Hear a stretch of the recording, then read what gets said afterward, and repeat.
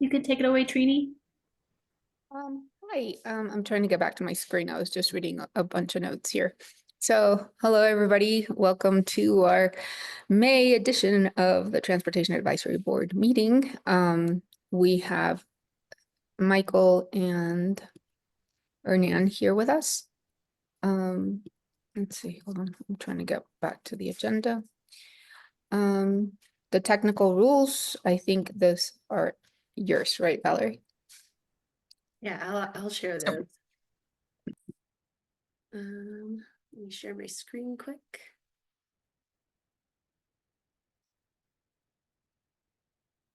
Okay, so thank you for attending the Transportation Advisory Board meeting. To strike a balance between meaningful, transparent engagement and online security, the following rules will be applied for this meeting. This meeting has been called to conduct the business of the City of Boulder.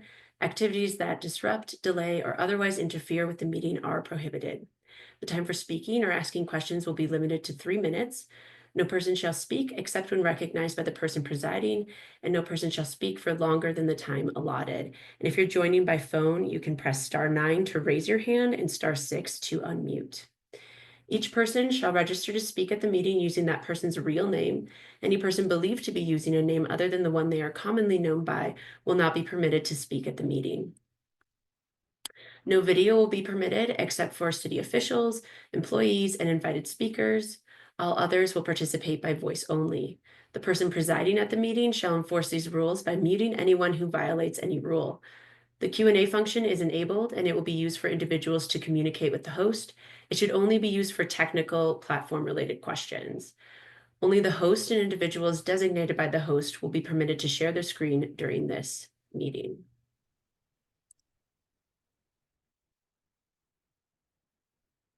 Sorry. Thank you so much, Valerie. I guess the next item in the agenda is the approval of the minutes for April. Guys, I think, did everybody get a chance to look over them? Michael or Nan? Yes, Um, I move to approve those minutes. and I second that. Everybody Meredith. favors aye. And I can't see Ernan. I don't know why. Right. Oh, there you are. Perfect. Meredith, are you raising your hand? You're muted. There you There we go. So sorry. Trini, could I ask for an amendment within the April minutes to amend the March minutes to identify a second for the nomination for chair and vice chair? We didn't obtain that last month. Now we're just getting used to this. We're newbies here, so. No worries. So Michael or Nan, would you guys like to second? Yeah, I second that motion. For both, for Darcy and for me? It sounds like it was just for the co-chair, right? No, for both of us, I It think. was a joint motion. Okay, I'm yeah. sorry, not joint motion, a motion for each position. Yeah, Thank I would second for you, both. Michael. Thank you. And Wait, Meredith, I so did watch them. I'm sorry. Oh, no, sorry, something. What's going on? Like, I thought we elected chair and vice chair. Yeah, the problem was that we didn't do the protocol as written because it was like my first meeting, and so I kind of messed up, and so I don't think we had a second when we did the nominations or the appointments for the chair and the vice chair. And so Okay. we're going Okay, sounds back, good. amending problems from that day. Okay, But sounds it good. sounds like Michael's gonna be the second, so. Okay. And I did go back and watch the video, Meredith, so I'll just write something to you in regards to the approval of the minutes for March, Perfect. if that's okay. Okay, perfect. So now moving forward. And that's it, right, Meredith, as far as that? Correct. Okay. Correct. That satisfies the parliamentary procedure. Perfect. All right, so moving on, we have public comment. I can't really see people. I don't know why. So if anybody can help me out and see if anybody has a raised hand. Yeah, hi Trini, it's Sydney. We have David Martis has their hand up. David, I'm going to give you permission to talk, and if you can introduce yourself, and then I'll start your 3 minutes.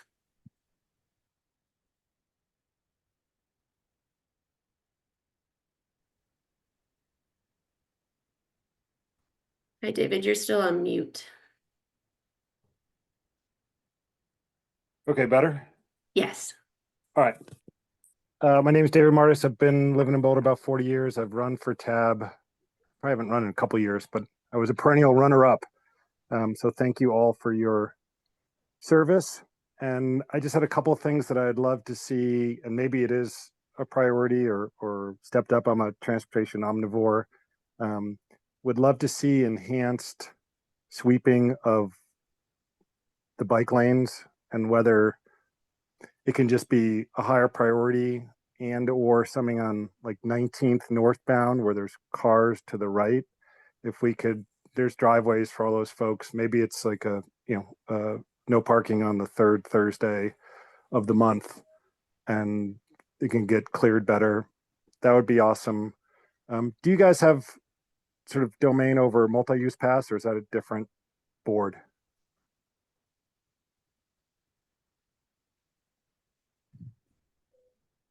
So David, during public comment, you have 3 minutes to speak, Right. and then the TAB chair will decide if they will Okay. address your questions after your time.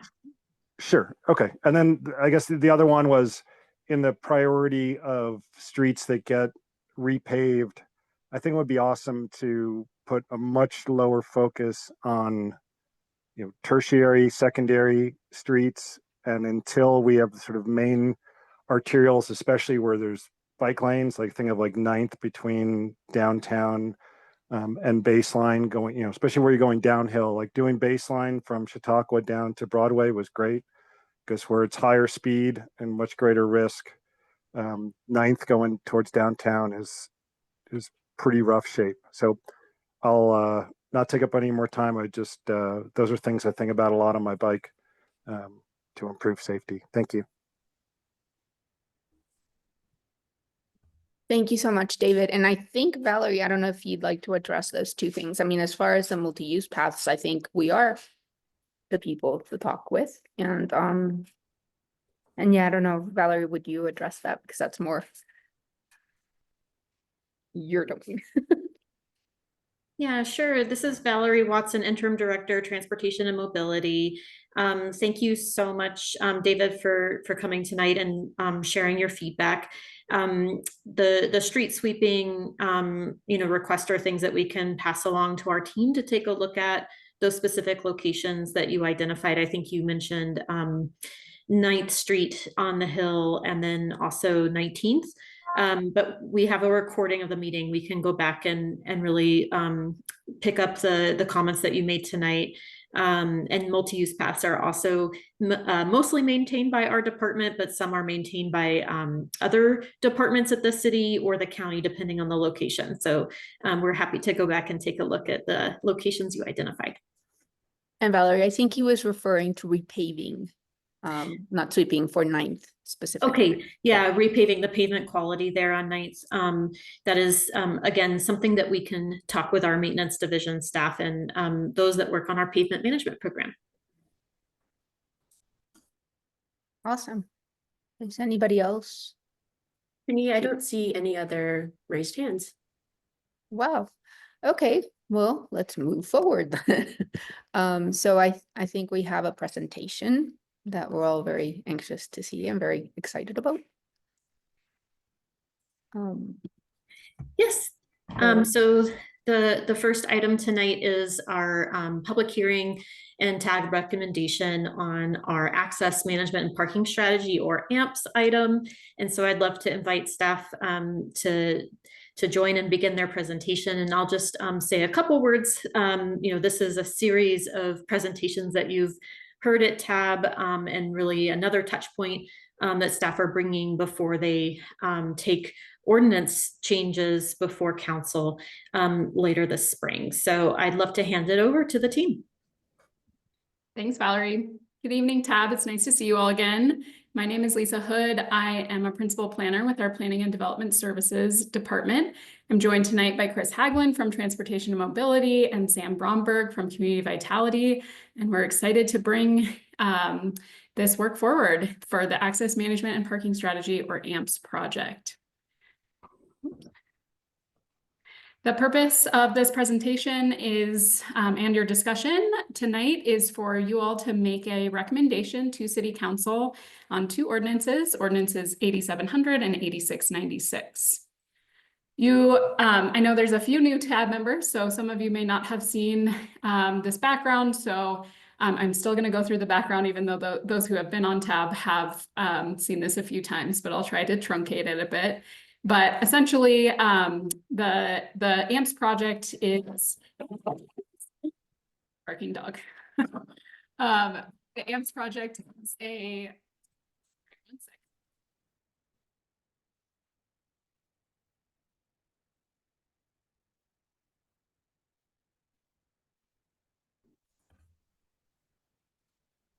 The good thing is I don't know about you all, but I can't hear the barking dog. So so Lisa, the pressure's off. Your audio system is not picking up the barking dog. So we'll kill some time here for you to return. We can't hear your dog, Lisa, so it's all good. Oh my gosh, my house is being renovated, so there's no furniture in here. I thought it was like the loudest ever. Okay, I'm sorry. He's been thrown downstairs nicely. All right, so the AMPS project is a three-legged stool. We have the off-street parking, the on-street parking, and the transportation demand management, or TDM. And so they have separate ordinances for each of the topics and also separate effective dates. So what you're seeing tonight is the focus on the parking changes, and I'll talk a bit more about that. But there's another ordinance forthcoming in the fall that will be focused specifically on TDM. And we've talked about all three of these topics together, analyzed them all together, just kind of the logistics of how the ordinances will come forward is how you'll see them. All right. So I won't go into too much detail on this, but just some background that the AMPS project has actually been going on for 11 years. And so we've been working on parking and TDM updates throughout that time. We've had multiple phases of the project. There was kind of a long pause during COVID before we brought it back in the last couple of years to work on. And we are working towards a completion for the parking side, the off-street parking and on-street parking, by the end of June. And then, like I said, the TDM ordinance will follow shortly afterwards. The scope of the project is intended to implement the final outstanding recommendations from the AMPS report that was adopted by City Council in 2017. Those two implementation items were updating our off-street parking standards and creating this new TDM plan ordinance for new developments. As we started restarting the work on phase 3 of the project, we also had a new item come into play, which was the state bill that you may have heard of, House Bill 24-1304, that was passed by the Colorado State Legislature related to minimum parking requirements. And once that came into the picture, we wanted to make sure we were also incorporating on-street parking management strategies to make sure that we're really looking at it holistically, looking at all aspects of parking and mitigating potential impacts of the state bill. As far as applicability, like any new ordinance, the ordinance applies only to new developments and redevelopment, and it would not require compliance with it would not retroactively require compliance with new standards. So it's just when there's new building permits or things for new development or redevelopment that would come into play. The project has been through very much a team effort between 3 different departments with the 3 different topics. So I'm going to present the information about off-street parking standards, and then Chris and Sam will present the other parts of the project, the trifecta. Just a bit of background. So off-street parking requirements have been in Boulder's zoning code since 1954. It's a very common feature of zoning codes after World War II. It's also had a very significant influence on urban form and development in cities across our country. If you're not familiar, they're usually based on number of spaces per square foot. It's usually a ratio, and almost every city does it similarly. In Boulder, we allow parking reduction, so you can reduce that requirement. And in the last 10 years or so, we've seen almost half of our major development projects have requested a reduction. Parking reform has also become a very hot topic in zoning in the last decade or so.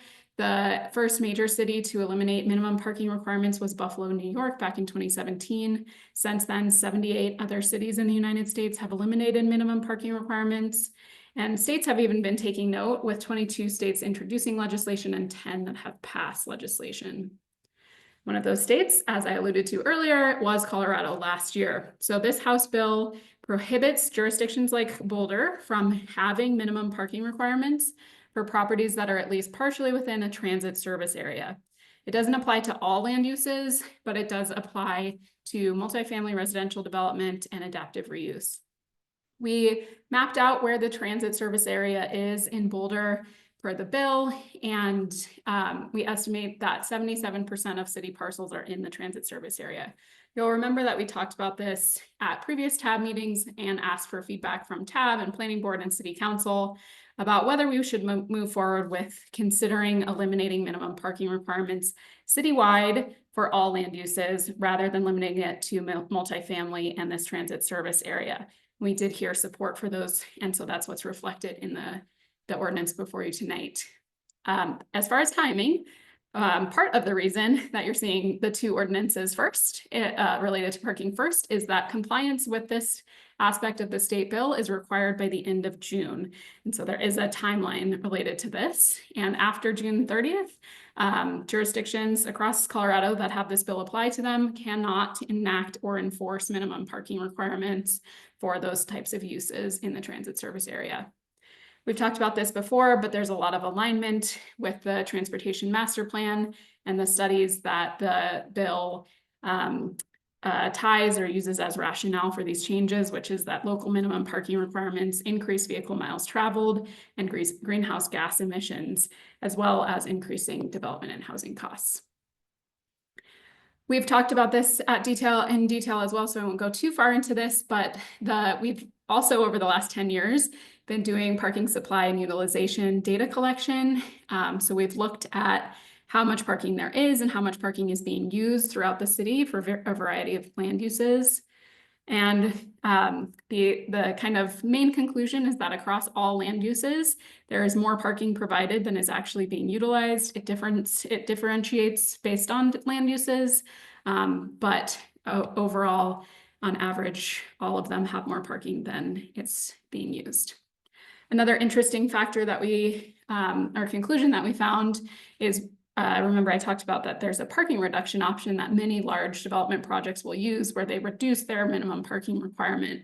What we found when we counted the utilization is even those properties that had very significant parking reductions still were not utilizing all of the parking that they had available. So that's kind of the background. There's a very long ordinance attached to your memo, but I will just summarize the main features of that ordinance in 8696. So the first I already mentioned, the ordinance eliminates minimum off-street parking requirements citywide for all land uses. So expanding beyond just what the state bill requires and applying that to all uses citywide. Then there's a number of accompanying code updates. That's what makes it so long, is removing all of the references to required parking reductions, all of the different processes, and required parking has been intricately entwined in our zoning code for 70 years. So there's lots of just deletions that are in that ordinance. Related to shared parking, we've talked about that at previous meetings as well, wanting to support shared parking so that parking can be used efficiently. We've differentiated in the ordinance shared accessory parking from principal parking facilities. So those are, for instance, like a church that uses the parking only on Sunday mornings, but then they have parking lot and parking spaces available for other uses.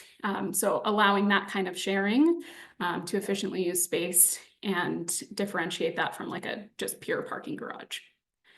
We've also talked a lot about EV charging in past meetings. One of the updates in the ordinance is an update actually not to the land use code, which all the other changes are, but instead to our energy conservation code. There were some references to required parking there. So the changes just ensure that the number of EV spaces is based on whatever is provided on the site rather than what's required. And then related to bike parking standards, generally it updates standards to improve security and usability. I think this topic's going to be an important one to you also. I wanted to dive a little more into detail on the different bike parking standards that we've incorporated into the ordinance. So one of those is where over 20 spaces, bike parking spaces are required, 5% per the ordinance would be required to be 10 feet by 3 feet, and that would allow for larger bikes like cargo bikes to have adequate space to park. We've also included in the ordinance a limit to vertical or tiered racks to a maximum of 50% of the required spaces for the bike parking. And then also the ordinance states that those have to have a mechanically assisted lifting mechanism. So the bottom left picture is actually from an apartment building in Denver. This is not what we want to see. This is vertical, entirely vertical racks that have no lifting mechanisms. But just to give you an idea of what we're talking about. And then on the right are the tiered racks that we've seen as well. Those do have the lifting mechanism, but those would be also limited to just 50% of the required parking spaces. As far as e-bike charging, we talked about previously about the importance of ensuring that there is adequate charging availability. And so there's a requirement that where we have kind of large long-term bike parking facilities, we would have at least 5% of the spaces would be within proximity to charge, essentially. And then there's a big increased emphasis on security throughout the ordinance. So including language about tamper-resistant anchors, heavy-duty locks, just general transparency, surveillance, and illumination standards, and really trying to incorporate crime prevention through environmental design or SEPTED principles, as well as improved wayfinding for bike parking. So whether that's adding signs so to make sure that people can actually find the bike parking, or how you actually access the bike parking area. So the ordinance does not allow designs that would require stairs to access a bike parking area. And that's just, there's some more detail on the bike parking standards, but that's a pretty good summary of the ones that we've included based on feedback from TAB and Planning Board, as well as several stakeholders and the public. I'm going to pass it off to Sam to go into our next topic, which is on-street parking management strategies. Thanks, Lisa, and good evening, board members. Nice to meet you. My name is Samantha Bromberg. I'm a senior project manager with Community Vitality, and I focus on access and parking related projects. I'm going to be talking about the on-street parking management strategies tonight to help manage on-street parking as the city grows and as transportation habits change. Boulder's looking to update our neighborhood permit parking or NPP program. The idea is to make the NPP available in all neighborhoods, not just the low density ones, and to introduce new tools into the program as well. The updates will hopefully help us better handle any potential parking impacts from new and redevelopment projects. Next slide, please. All right, so a couple of the changes that we're proposing tonight are to permits. So the first change is reducing permits from 2 to 1 per licensed drivers. We did survey our permit holders, and we found that most households have as many vehicles as licensed drivers, and that this change could potentially reduce permit issuance by about 15%, but keeps it fairly equitable as well to make sure that everyone has access to it. We're hoping this change will encourage use of off-street parking and reduce excess vehicles on public streets. For households with more vehicles than off-street parking and with more than 1 per licensed drivers, we are planning to introduce a flex permit, which I'll get to a little bit later. We're also recommending that the city manager have the ability to cap permits per zone, subject to the public process of zone creation. So in a very high density area, we would be able to cap the amount of permits to ensure we're not issuing more permits than there are available parking spaces, and we're reserving some for other uses. We have also heard, oh, sorry, can you go back? Thanks, Lisa. We've also heard from the community that current guest and visitor system, permit system is confusing and not widely utilized. A lot of folks aren't sure how the two types of permits are different or when to use them. We found in our survey that 89% of people use guest permits only a few times a month or less. Half never use them at all. So a lot of them just weren't being utilized very well, and we wanted to simplify things. Guests and visitors is very confusing. Just the names themselves are confusing, and so we're hoping that the introduction of day passes and flex permits will be a little bit more intuitive, but will also, you know, start to rein in the amount of permits that we issue. And so the day passes, we're proposing 25 per household per year, good for 24 hours each. And so those should really replace most of the usage of both guest and visitor permits. They could be used back to back, they could be used spread out throughout the year. It should cover most residents' needs so that they don't need, you know, the flex permit, but those who have, you know, more intense needs will have that flex permit available. And that's going to be a year-long permit that's good for long-term guests, extra household vehicles, frequent visitors like caregivers, but also if people have a second vehicle that they need to get a permit for. So we're hoping that these new introductions will keep the system fair and better matched to how people actually use their permits. Lisa, next slide, please. Thanks. All right. The next piece is proposing a city-led parking study for significant new or redevelopment projects when traffic assessments are needed based on Boulder design and construction standards. This study will evaluate occupancy, trip generation, and multimodal access, and the results will help us decide whether to create, modify, or remove an NPP zone. We didn't want to reinvent the wheel on this one, and so we're tying it to those Boulder design and construction standards to keep things really simple and in alignment. Next slide. The next recommendation is to formalize the Boulder Valley School District's Park and Walk program. This one is to support school access and reduce congestion. And so we are recommending that the city manager have authorization to designate certain blocks near schools as park and walk blocks, essentially. And that would allow 2 one-hour parking sessions daily to accommodate for drop-off and pickup events rather than the standard 1 longer session. So it's just a little bit of added flexibility for those parents. And the change will give the city permission to implement the program.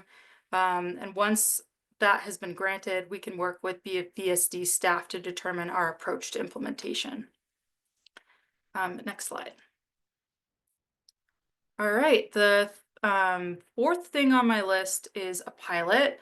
This was specifically requested by City Council, and we are proposing a pilot in the Goss Grove neighborhood permit parking zone, and we will be testing mobile pay only parking for non-permit holders with free eco passes for residents.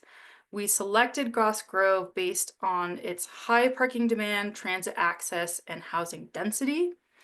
There was an analysis that was included in the packet. Hopefully you were able to take a look at it. Our goals for this pilot are to determine if paid parking revenues will cover the cost of eco passes for NPP residents, and also to assess how paid parking is going to affect curbside demand and behavior in these, you know, primarily residential zones. Paid parking will use Park Mobile to implement it, and we'll be able to monitor it alongside transit usage during the pilot. We're hoping to reduce vehicle reliance, improve curbside management, and evaluate the sustainability of paid parking for TDM benefits. Next slide. All right, financial analysis. I know that several tab members have been asking for this, and so hopefully this will meet the need. We did conduct this analysis to ensure that the program will continue cost recovery with the changes that we are considering in the ordinance and city manager rules that were in the packet. And so some of the factors that we considered in this analysis were removing underperforming NPP zones. That was recommended in the 2024 RAMP report, restricting permit issuance, replacing guest and visitor permits with day passes and flex permits, introducing paid parking, and offering eco passes to NPP residents. So all of those things were considered. What you're seeing in this table is just the changes without the paid parking and eco passes that was in the longer memo, if you'd like to see them. But you can see that even with the changes that we're recommending, the program should maintain cost recovery. We also looked at what would happen if we were to roll out eco passes across all of the NPP zones with paid parking. So if we have paid parking, theoretically the cost recovery will be maintained with the free eco passes and could potentially even generate extra revenue for future TDM benefits, which we can look into. Without paid parking, permit fees would need to double to maintain cost recovery with the EcoPass program. Something that we don't believe there's a large appetite from permit holders to do. And that's it for me, Lisa. All right, next up we have Chris. All right, thank you, Lisa and Sam. Chris Haglund, Principal Project Manager in Transportation and Mobility, here to talk to you about our transportation demand management plan requirements for new developments. So this is a new ordinance that we're developing right now. Next slide, please. So just to kind of give you an idea of the overall approach, you know, we have a current set of TDM requirements. The purpose of this ordinance is really to provide clarity of those requirements and expectations and provide an enforcement mechanism. This ordinance would apply to all new developments. Initially, we looked at just having it apply to site review, but we felt that it should apply to all developments, and then the tier thresholds will trigger whether or not they need to comply to this ordinance. The tiers also help focus the efforts of staff on our most impactful project and also manage additional staff resources. This type of program will require some additional staff resources over time, but we do want to manage how many of those are impacted. Overall, the approach to this ordinance makes use of financial guarantees to ensure that the ongoing annual funding is available for these TDM programs. We know from many of our surveys over time that the most effective TDM programs and services have annual costs that are ongoing. And so we want to provide a mechanism so that those programs are funded at these new developments. We're currently in the process of developing that ordinance and the city manager rules, and we're going to have those ready for boards and council consideration in August and September of this year. Next slide, please. So as I mentioned, there is a tiered approach. So essentially the size of the development will trigger whether or not they have to comply to the ordinance. So there's effectively a tier 0, which does not have to comply to the ordinance, and then a tier 1 and a tier 2, the tier 2 being our largest ones. Again, this helps us focus on the most impactful projects and manage additional staff time and resources. We're also looking at possible exemptions. You know, the first one we're already changing. The second one, the smallest projects, tier 0 would be exempt. We also have current TDM ordinances for several different land uses, those that occur in Boulder Junction and now are being used in other parts of the city. So that would be MU4, RH6, and RH7 zoning. Those would be exempt because they already have the TDM ordinance. And then we're also looking at how do we best place permanently affordable housing. And, you know, we do want to encourage more permanently affordable housing, but we also know that TDM requirements would put extra costs onto those developments as well. So we are looking at kind of the nuances of how we treat affordable housing. But you can see that each of the tiers will have different types of requirements under this TDM ordinance and what they have to provide. With the tier 2, our largest ones, having 2 different financial guarantees and required trip generation studies, so we can actually see the types of trips that are being generated by the site, the number of them, so that we can mitigate them. But they'll all require approved TDM plans that will be approved at the staff level, and annual reports, so that we can have a continual process of evaluation to improve the program. Next slide, please. We have been looking at a number of different scenarios for the tiers, but we have landed on these tiers, basically looking at land uses and the size of which would be exempt, which would qualify as a tier 1, and which would qualify as a tier 2, where we have 3 different commercial land uses: office, general commercial, and industrial, and then residential, which is multifamily, and the number of units that would place each development in the tier. One thing to note is we certainly are looking at the need to split some of these commercial and add a couple more different land uses based on the characteristics of those, the employees the square footage per employee. And so we may be adding some different land uses to this, so splitting it up. But the good news is that the thresholds that we're looking at, they would cover the majority of developments that come through planning and development services, and the vast majority of the square footage that would be new to the city. But this also gives you the idea of the number of types of developments that would go through in any given average year. Next slide, please. So as I mentioned, kind of one of the cornerstones of this new TDM ordinance is the use of financial guarantees. As I mentioned, the most successful and effective TDM programs have ongoing annual costs. So we're looking at the use of annual financial guarantees put in place by the property owner or the developer, and then those funds are used by the tenants of those developments, whether it's the employer tenants or a property manager managing a residential development. These would be required for both tier 1 and tier 2, and would be funding those annual programs based on a TDM plan that is approved at the staff level once we have tenants in those developments.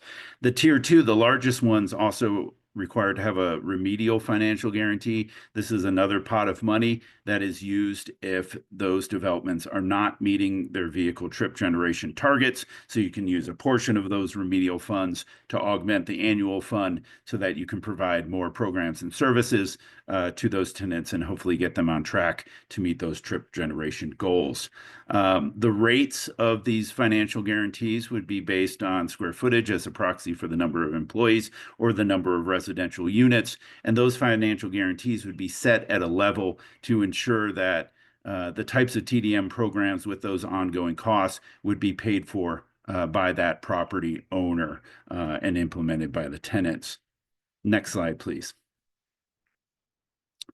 For the TDM program elements, we certainly are looking at a number of different package approaches for what would make up these TDM plans, but we certainly would have required elements in certain contexts.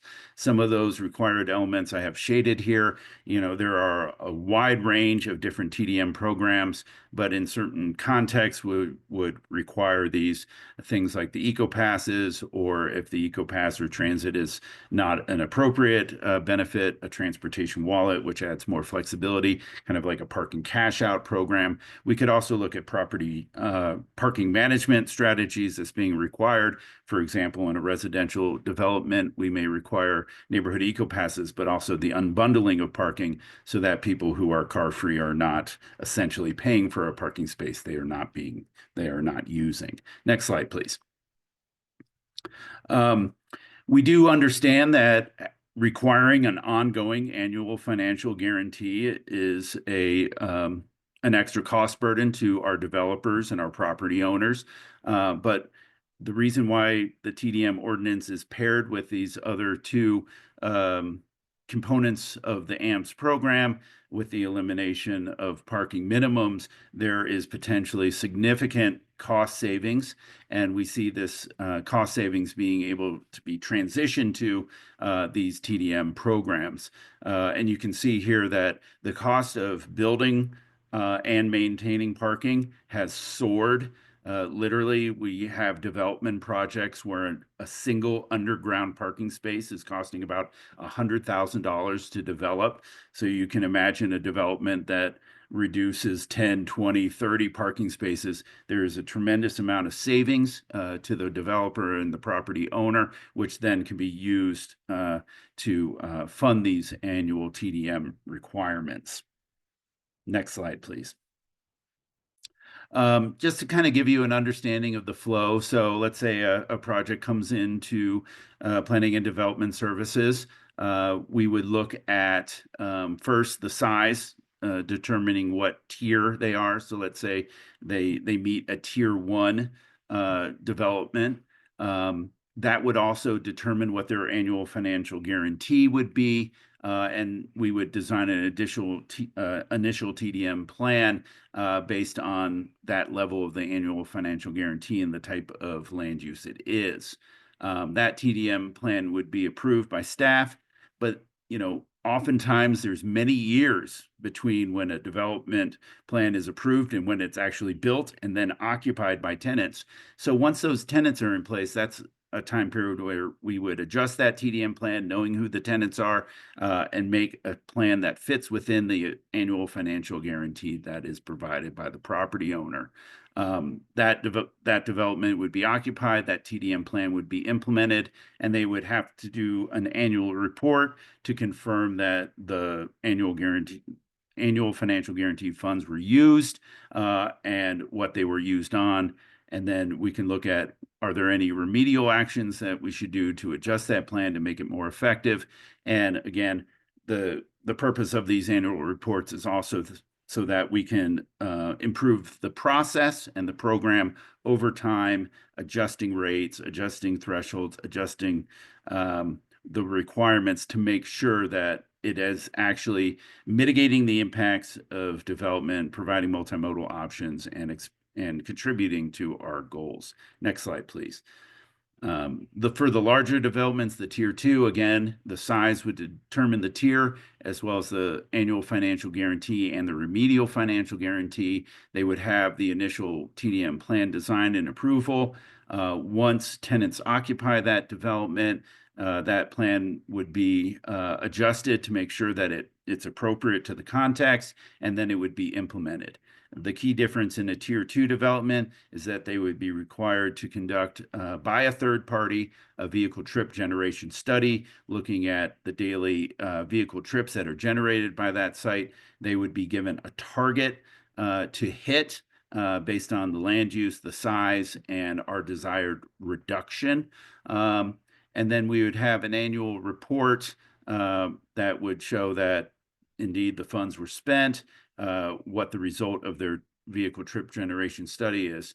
If they're meeting the vehicle trip generation target, all is good, continue on. But if they're not doing it, there's remedial actions, including the use of the remedial financial guarantee fund to boost that annual cost, their annual financial guarantee, so that additional programs and services can be provided to those tenants so that they could help meet that goal. And of course, there'll be ongoing monitoring.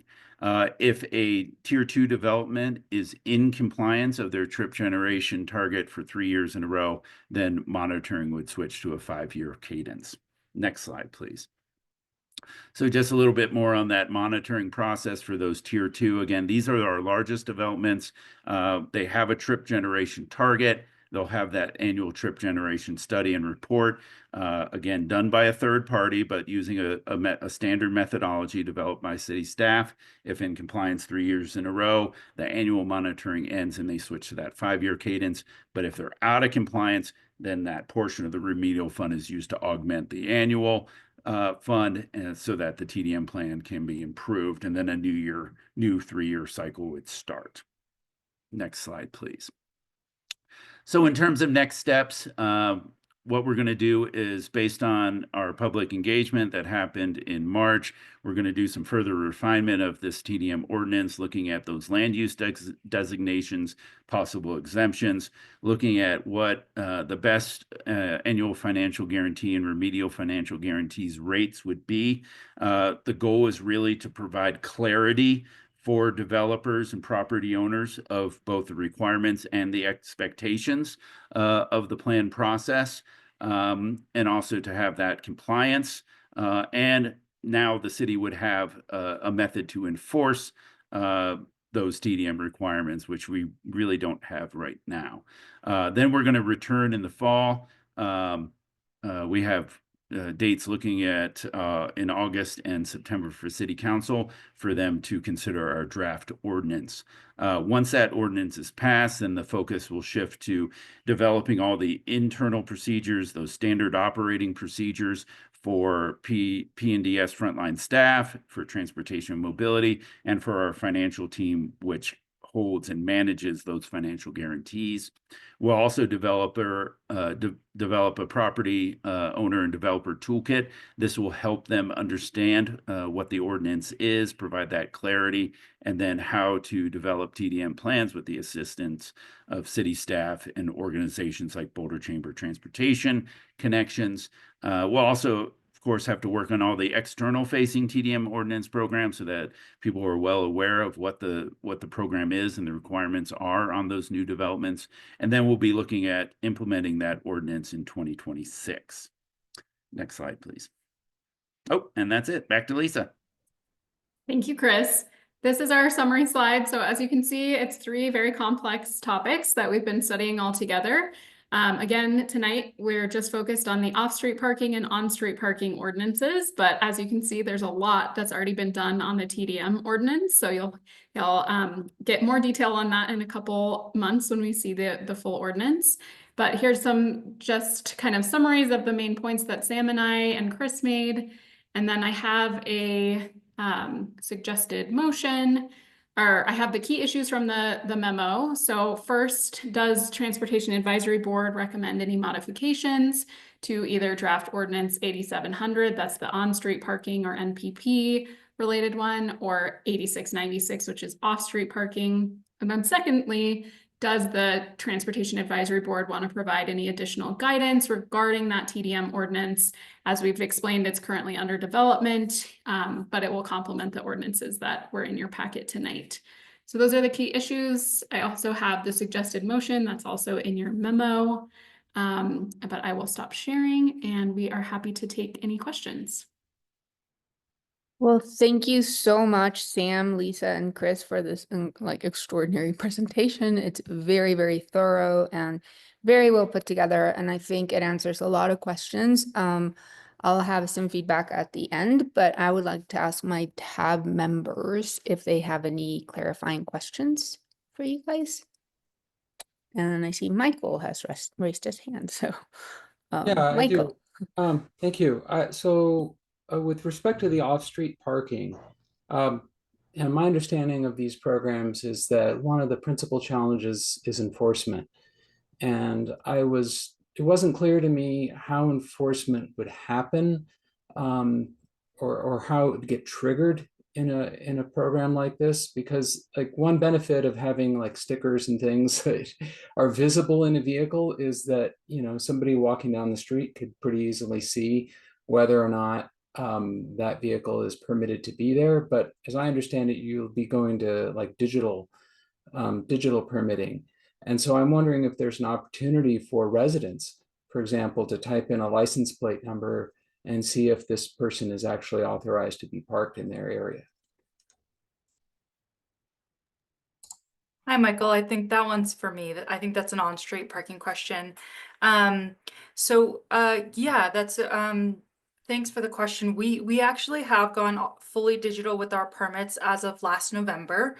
So you heard that correctly. There are no more physical parking permit tabs. It actually makes our enforcement a lot more efficient than it has been, because instead of, you know, having to like look around the vehicle and see where the hang tag might be, or like clear snow off the windshield, they can see the license plate easily and check whether or not that person has a valid permit in our enforcement backend software. So it actually is a much more efficient way of enforcing than the physical permits were. And so we're hoping to leverage some cost savings for the program there, which is kind of a plus. In terms of you know, residents being able to determine who has a valid permit or not, I don't know if there's any technology right now that would lend itself to that. I mean, it's a great suggestion. I can certainly take it to our company, but I don't know that it's advanced enough for something like that. I also know that license plate data is like personal identifying information, PII, and so it would be like, that would be something that we would need to clear with our attorneys. That would be a tricky thing for us to implement. So I don't know what the logistics of something like that would be, or whether it would be feasible, but I can certainly take that point back with me. Yeah, I think even if the system were not to identify, like, you know, the typical scenario I imagine is, because I've seen this in my neighborhood, you've got a car, you know, consistently parked out in front of your house, doesn't seem to be attached to any of the residents in the neighborhood. And so you're wondering, is this the person who is just, you know, taking advantage of the proximity of my house to the nearest park and ride or whatever, and doing that in lieu of using the park and ride location? Or, you know, it's, you know, a situation where maybe somebody's got, you know, a few too many tenants in their home, and you're wondering if, you know, if all of these folks, you know, rather than as a resident running around having to count like how many vehicles are attached to that property, whether there would be some mechanism, maybe not to tell me that this vehicle belongs to such and such person, right? Because then it would be PII, but maybe to alert you all, hey, there's a resident who has a question about whether or not this vehicle belongs and is, you know, is permitted to be persistently in their area. So I'm just wondering about enforcement mechanisms, because, you know, the residents are your kind of eyes on the ground. Yeah, you can run around with license plate readers and that kind of stuff, but it's a big city, and you know, unless you had gobs and gobs of money and lots of folks driving around with license plate readers, my guess is that you'll still be fairly reliant upon residents to alert you to when somebody is playing fast and loose with the rules. Yeah, I appreciate that comment. And you know, we do have mechanisms by which the public can you know, lodge a request with enforcement, either through Inquire Boulder or by phone or by email with our parking services staff. So definitely encourage anybody on the call or listening, if you are noticing something, feel free to get in touch with us. We have the mechanism to easily tell whether or not someone is permitted or not. So that's definitely something we can do. In terms of like what residents they belong to, that's quite challenging. I mean, we do have the ability to look individual vehicles up in the DMV, but you know, they're not always like registered to folks' current address, especially with, you know, CU. So we don't normally rely on that type of information, just because it doesn't always paint the most accurate picture, but certainly we have the ability to tell if someone is permitted or not, and our enforcement staff have amazing customer service skills. And I can't tell you how many times I've heard them just on the phone with folks, you know, talking it through. And so they're happy to do that. And yeah, appreciate your comments, Michael. Thank you so much, Sam. Anybody else? Or Nan, do you have any questions? Yeah, I do. 1 second, let me.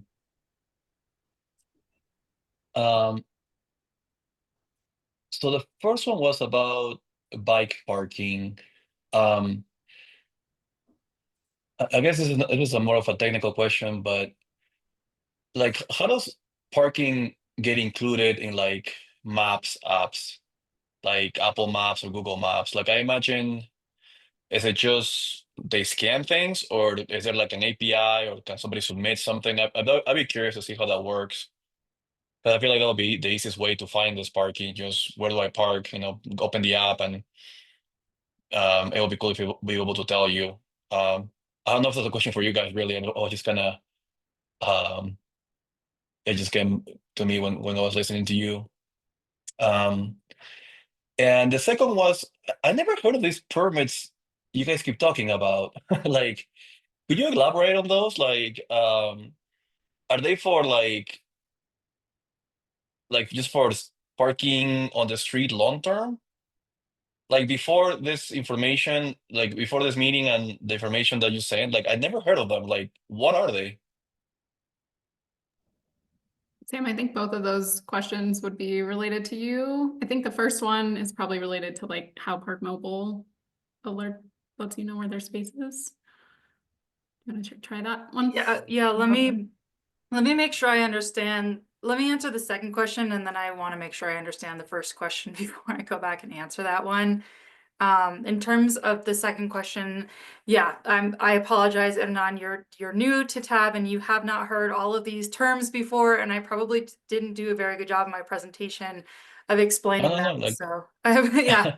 no, I So feel like it's something I should have known, but I was like, wait, what? Like, yeah, where did if this you come from? don't, I feel like if you don't live in an NPP in Boulder, you're like, what is that thing? I don't understand what that is. So I don't know if you've ever, maybe you've parked in one of these neighborhoods before. There's quite a few of them surrounding our downtown and CU campus, but they're neighborhoods that are primarily residential in nature, that are experiencing some kind of, we would say, parking spillover from an adjacent commercial area. So in the case of the neighborhoods near downtown, it's folks who are coming downtown, whether they're coming to shop or to dine or to work all day. They're, instead of paying to park downtown, they're parking in these surrounding neighborhoods, and that prevents residents from having access to their homes. It can create dangerous situations if there's too many cars on the street. It can impact the sight lines for traffic. There's a lot of benefits to managing parking in those areas, and also to support the paid parking that we have in those commercial districts. And so a program that we have that we often utilize is called the Neighborhood Permit Parking Program, NPP. So NPP is kind of the word that you'll hear all of the time. It's part of an umbrella program that we call Residential Access Management, right? RAMP. Residential Access Management Program.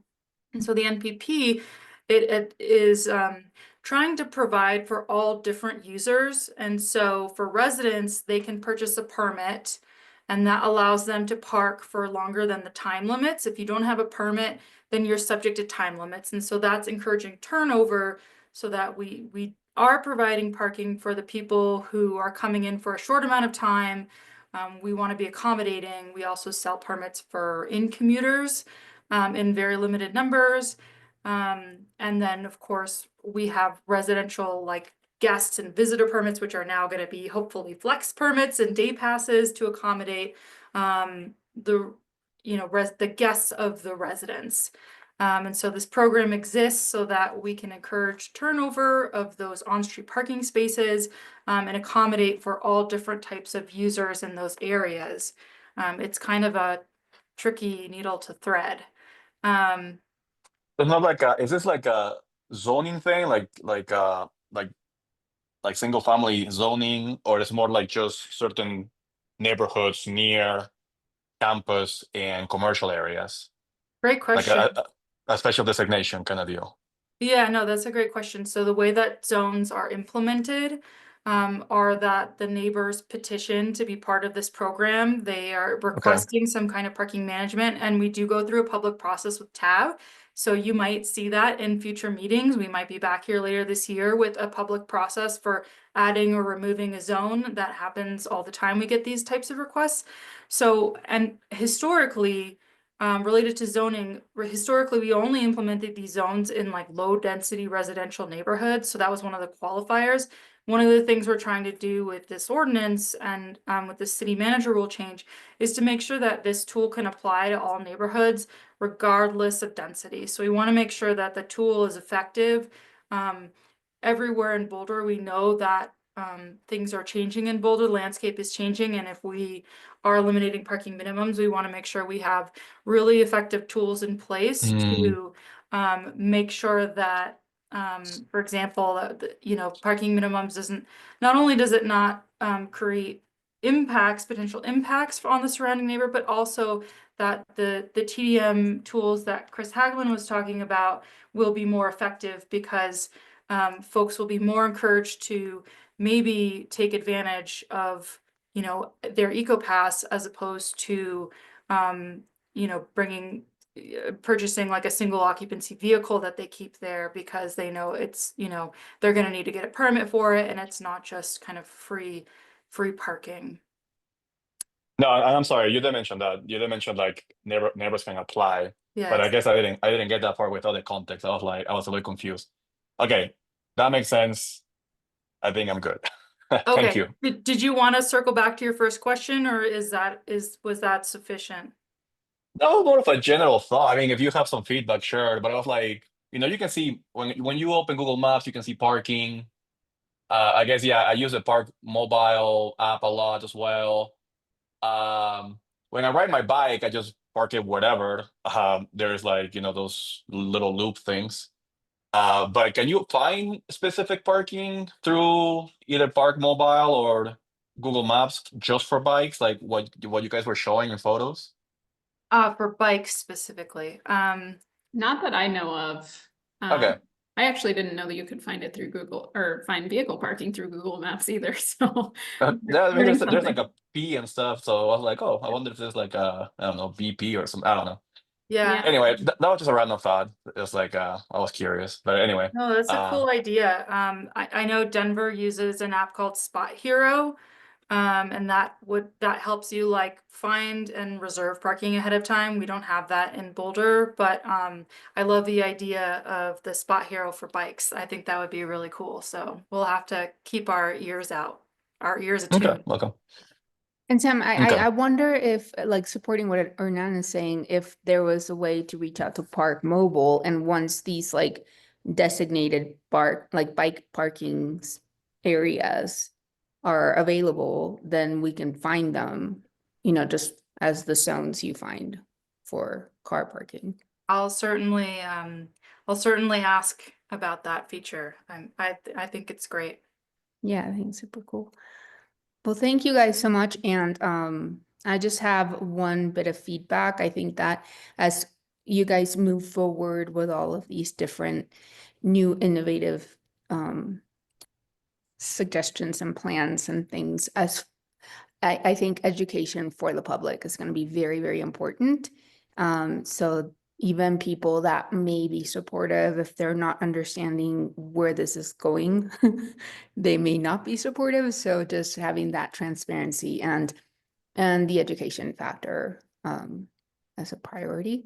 And I see that Hernan raised his hand again. So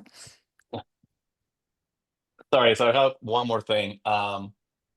This feedback to council that you're requesting, is that tonight or will it be later? It's tonight. So tonight is for off-street parking and on-street parking. TDM, Chris will come back in a couple months and you'll have another chance to talk through and see the actual ordinance. But since we have the ordinances were in your memo packets, and then Sam and I gave the summaries, we're scheduled to take the ordinances to council at the beginning of June. So, and we're going to planning board next week. So we want to take both TAB and planning board's feedback to city council when we bring them the ordinances. So you'll be asking for feedback like right now, like in the next 2 minutes kind of deal, or okay. Exactly. How does that process work in this board? so I guess, right now, and then yep. after we give our feedback and our clarifying questions, we open it up for public feedback.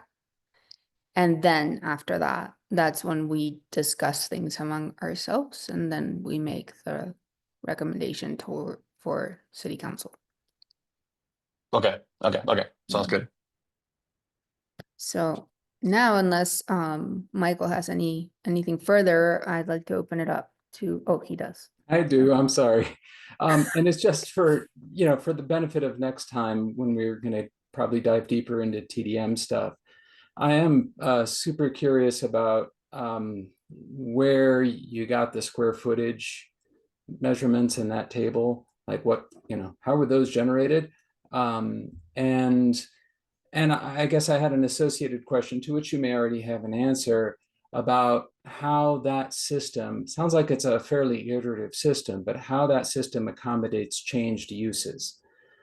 Because I would imagine that, you're going to go and get one of these financial assurances from a developer up front with a particular use in mind for that property. And over time, as we've seen, the uses of these properties may change, and you may wish that you'd had a different financial assurance from that developer at the outset, given the changed use. And so I'm just wondering how the system, I'm sure you've thought of this, so I just didn't jump out at me as how that system will manage that kind of flex in the use of these properties.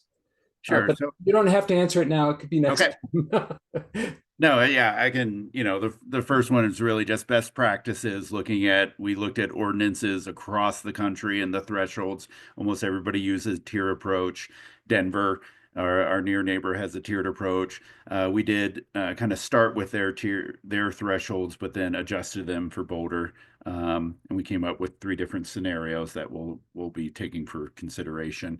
For the second one, when a use significantly changes, I think that would trigger the need for the new development of a TDM plan and adjustment, so that to me, it's really important that the TDM plans that are developed and use these annual financial guarantee funds are right for the context, they're right for the tenant, they're right for the employees. We know that oftentimes you have national corporations that are occupying these buildings. They have their own special rules and what they can provide to their employees. So we always have to adjust to the context. But I think having it move down to the staff approval level for changes in them will be much more effective to creating a TDM plan that is clear in terms of what the requirements are, but also provides some flexibility and customization as tenants change over time. Thank you, Chris. So moving forward, I would like to open it for public feedback. And it looks like Colorado President raised his hand. Yeah, so if they could share their first and last name when I give them permission to talk. And I'll Hi. start the time. Got me? All right. I'm not Colorado President. That was a wrong Zoom account. Sorry. I'm Gary Sprung. I'm with Community Cycles. Okay. You guys hear me? Yep. Okay. Gary Sprung. I live in North Boulder, and I'm a member of the Community Cycles Advocacy Committee. I will start with talking about why bicycle parking is important, and then go into 2 or 3 particulars. The city has a climate goal, a 70% reduction in greenhouse gas emissions by 2030. We're not on track to achieve that goal, and probably the primary reason is our overdependence on automobiles for mobility. Official goals of the current Transportation Master Plan include reduce vehicle miles traveled in the Boulder Valley by 20% by 2035, and reduce daily resident VMT to 7.3 miles per capita and non-resident not one-way commute to 11.4. To achieve these reductions in vehicle miles traveled, we need excellent transit, walking, and bicycling infrastructure. We already have great infrastructure for cars, and an essential element of that is our abundant supply of car parking. Bicycles need parking space as much as do cars. If we are to achieve our transportation goals, we need an abundant supply of safe, secure, and effective bicycle parking. We currently do not have such a supply because most buildings have been built with little or no consideration of bicycle parking. So Community Cycles supports the city's effort to require more bike parking. The recent City of Boulder news release shows Boulder's commitment to secure bike infrastructure. Boulder's building code is foundational to achieving secure bike parking. That said, our push Our job is to push you to do better, and the city can do better with the current proposal.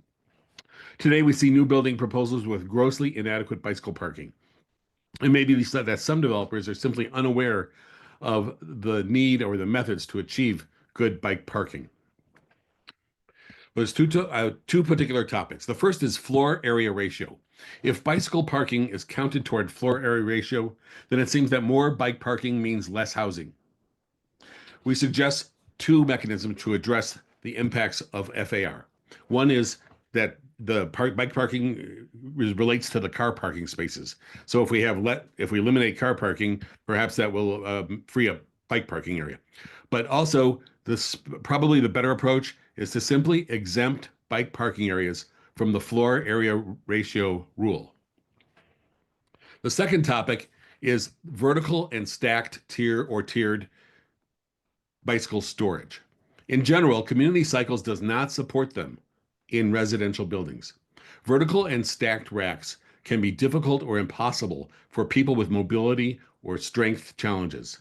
These racks often are not suitable for e-bikes or cargo bikes due to their length and or weight of the e-bike. Some of these racks may not accommodate the wide tires of many bikes. There are lift. Thanks, Gary.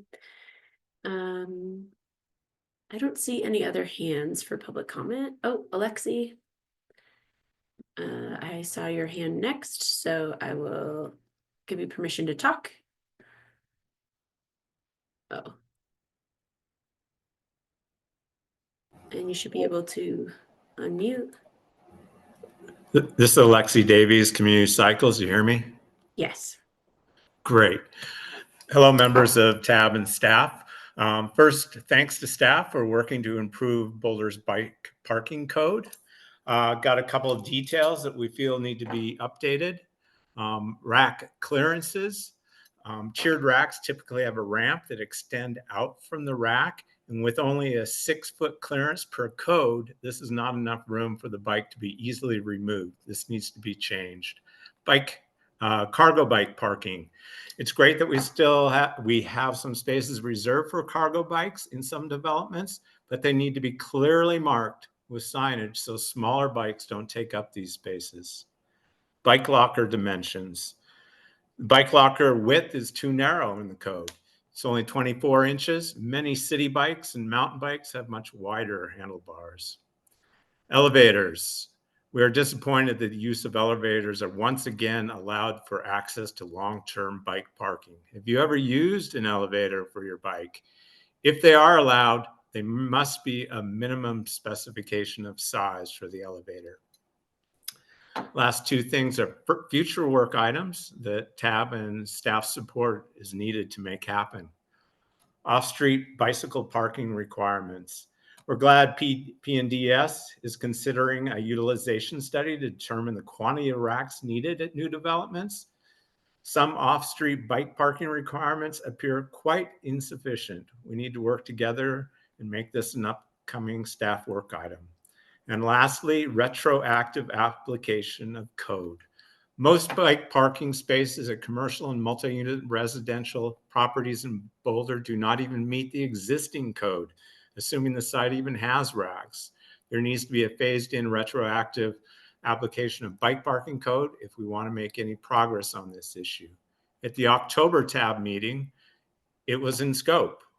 Now we understand that the city attorney says it's problematic and can't be done. We disagree. Retroactive code changes are not without precedent. Boulder implemented smart regs for existing residential properties. In addition, outdoor lighting and wood shingle roofs were required to be replaced. The city needs to work on this problem, potentially in phases. Short-term parking could be first, and the solutions need to be carefully evaluated with respect to cost impact for tenants. There could be incentives like waived fees, grants, use of car parking spaces now that there's no parking minimums, triggers when permits are pulled, etc. It's a complex topic, yes. It needs further discussion and analysis. Parking in and around existing buildings is an urgent need, and I think you all know that. We request that TAB and staff work to address this problem in a timely manner. Thank you. Thanks, Alexi. Trish, you should be able to unmute yourself. Yes, thank you. Hi, everyone. Trish Enzer here on behalf of Bike Boulder. And I think what we all have probably at this table is a unified goal to make biking friendlier and more affordable. I did provide a few slides a little earlier today. And one thing I wanted to stress is I could tell you that there were 3 recent bike thefts from apartments. But I really wanted to show you in the pictures the stories of the people in apartment complexes who had their bikes stolen. And when you read the notes on each one, you really get the feeling for this. And I think it's important to realize that these are real people. And for a lot of them, they don't know what they're going to do or how they're going to get somewhere.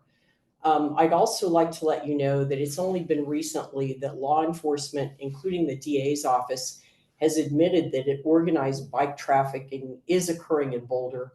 We're getting very few recovered, even with bike registration. Another point, it was in our journeys to REI because they don't know what to do when their customers say, I've had 2 or 3 bikes stolen, help me. For the first time this year, they went out of their way at the Boulder store to stock angle grinder resistant locks. So, we need to really deal with this reality and try to help folks out. Our group continues to offer bike registration education, how to secure bikes, and also how to secure them to quality racks. Without all 3 of those components, people can easily get their bikes stolen. So we really appreciate your paying attention to this. We also feel like you guys are doing a great job in our new bikeway and path investments. So in order to really achieve the sustainable transportation and meet the goals, secure bike parking has to be a part of that equation and keep pace. Lastly, I'd like to really just underscore the messaging from Community Cycles. I think the team put it very well when they said this city needs much better, much more bicycle parking. And then we can maintain our status as a great place to bike. So thanks for your time. Thank you, Trish.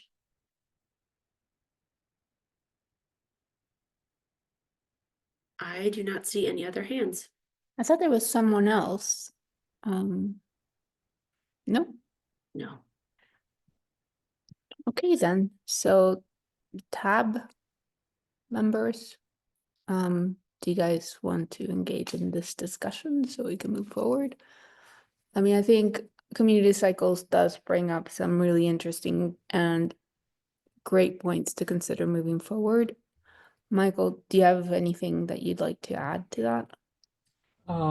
Yeah, I mean, I had a lot of comments, enough that I thought it was a good idea to submit them in advance in writing, because it's like, some three odd pages of single line comments. But the highlights, I think, are largely in line with what we heard already from the public commenters, which is, I think, one good strategy is to take the competition out of living space, right, versus bike parking, right, which is, if you count bike parking towards FAR, that creates a competition between those two, right? The developer is like, well, I've got a limited amount of space, I'm going to use as much as I can for rental, things that I can charge a fee for, and as little as I possibly can for things for which I cannot charge a fee. And that seems to me not to be the right incentive structure. So it seems to me a good idea to take this outside, because this isn't,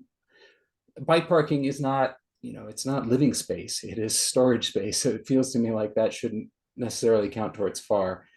I also agree that I'd like to see, some more information about the legal analysis of regarding the retroactivity of this ordinance, because it seems to me there might be an argument that at least some of the provisions could be made retroactive, particularly to the extent that they relate to public safety. But yeah, I kind of hope somebody could show us their work along those lines so that we could understand just what the boundaries are around the prohibition against retroactivity. And then, yeah, I think there are also things that we could do to motivate developers to go above and beyond, right? Last time I lived in an apartment building, the bike storage was, a lonely rack off in the corner of a dark garage that was just buried in bikes that were all collecting dust. And to try to purchase space someplace on there for your bike was nearly impossible. And I think that is probably the fundamental underlying problem, or one of the significant barriers towards mode shift, is if parking in these buildings going forward is of that style, we're just not going to see enough mode shift. So we have to make that bike parking a lot better. I differ, I guess, a little bit from some of the folks that we've heard from with respect to prohibiting a particular style of rack, because I fear that there may be innovations in that field, right? Somebody may come up with a vertical rack that actually does work, or a tiered rack that actually does work. So as I mentioned in my comments, I favor a strategy that defines what an acceptable rack is by what it requires of the user and perhaps of their bike. So that we can say, your rack has to accommodate bikes of a certain size. Your rack cannot require, as I propose, a lifting strength of more than 20 pounds. And then, if you've got some whiz bang idea for a rack that can meet those conditions, then okay, that's fine. If it's gonna work for folks, I don't want to have an ordinance sort of serve as a barrier towards technological innovation in bike rack design. But the bottom line is they need to be usable by the people who are going to be using them. And that needs to include people of all ages and abilities. And it needs to include bikes of all styles, right? One of the problems I've encountered is bikes or racks that are too short for kids' bikes. And then racks that have, they want your tire to slot into some little slot, and you've got a tire that's too wide to fit in there. So those kinds of design features, I think, seem to be useful things to consider. And I'll shut up because I know I don't want to go through everything here because I know it's a lot. No, but I took some time to read all your recommendations and I really appreciate them. And I think another really important one that nobody has spoken about is lighting and how that can really make it or break it for a lot of people. I know that I will not go into a darker space and not feel safe. And you mentioned that as well for some people and for kids, right? So I suggest that we move to support the ordinance as proposed by staff with modification that staff consider incorporation of comments from Community Cycles and Michael specifically, because he did write all this in an email. I don't know how you guys feel about that moving forward. I guess. Do I hear a choices? motion to move? What are our choices? Because personally, I'd love to see another draft, but I know I'm also coming to this kind of late in the game.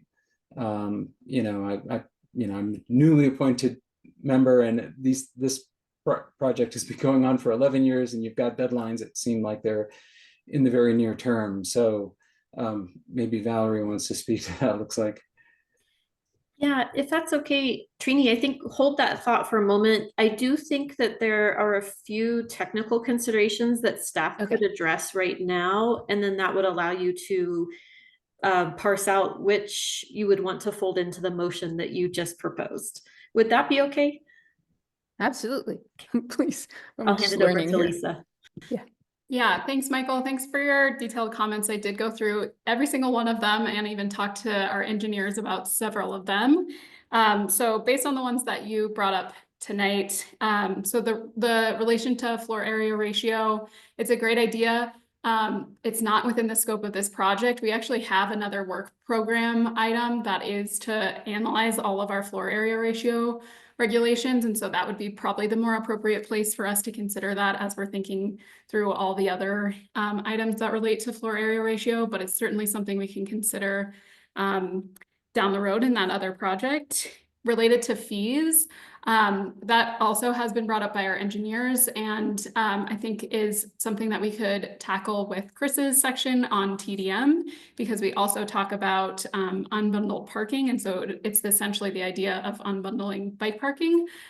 So while it's not in the ordinance today, because the scope is really focused on bike parking design standards that we're trying to achieve with this ordinance tonight, I think it's a great topic for us and for Chris to incorporate as we think through the TDM, which we'll come to again in a couple months.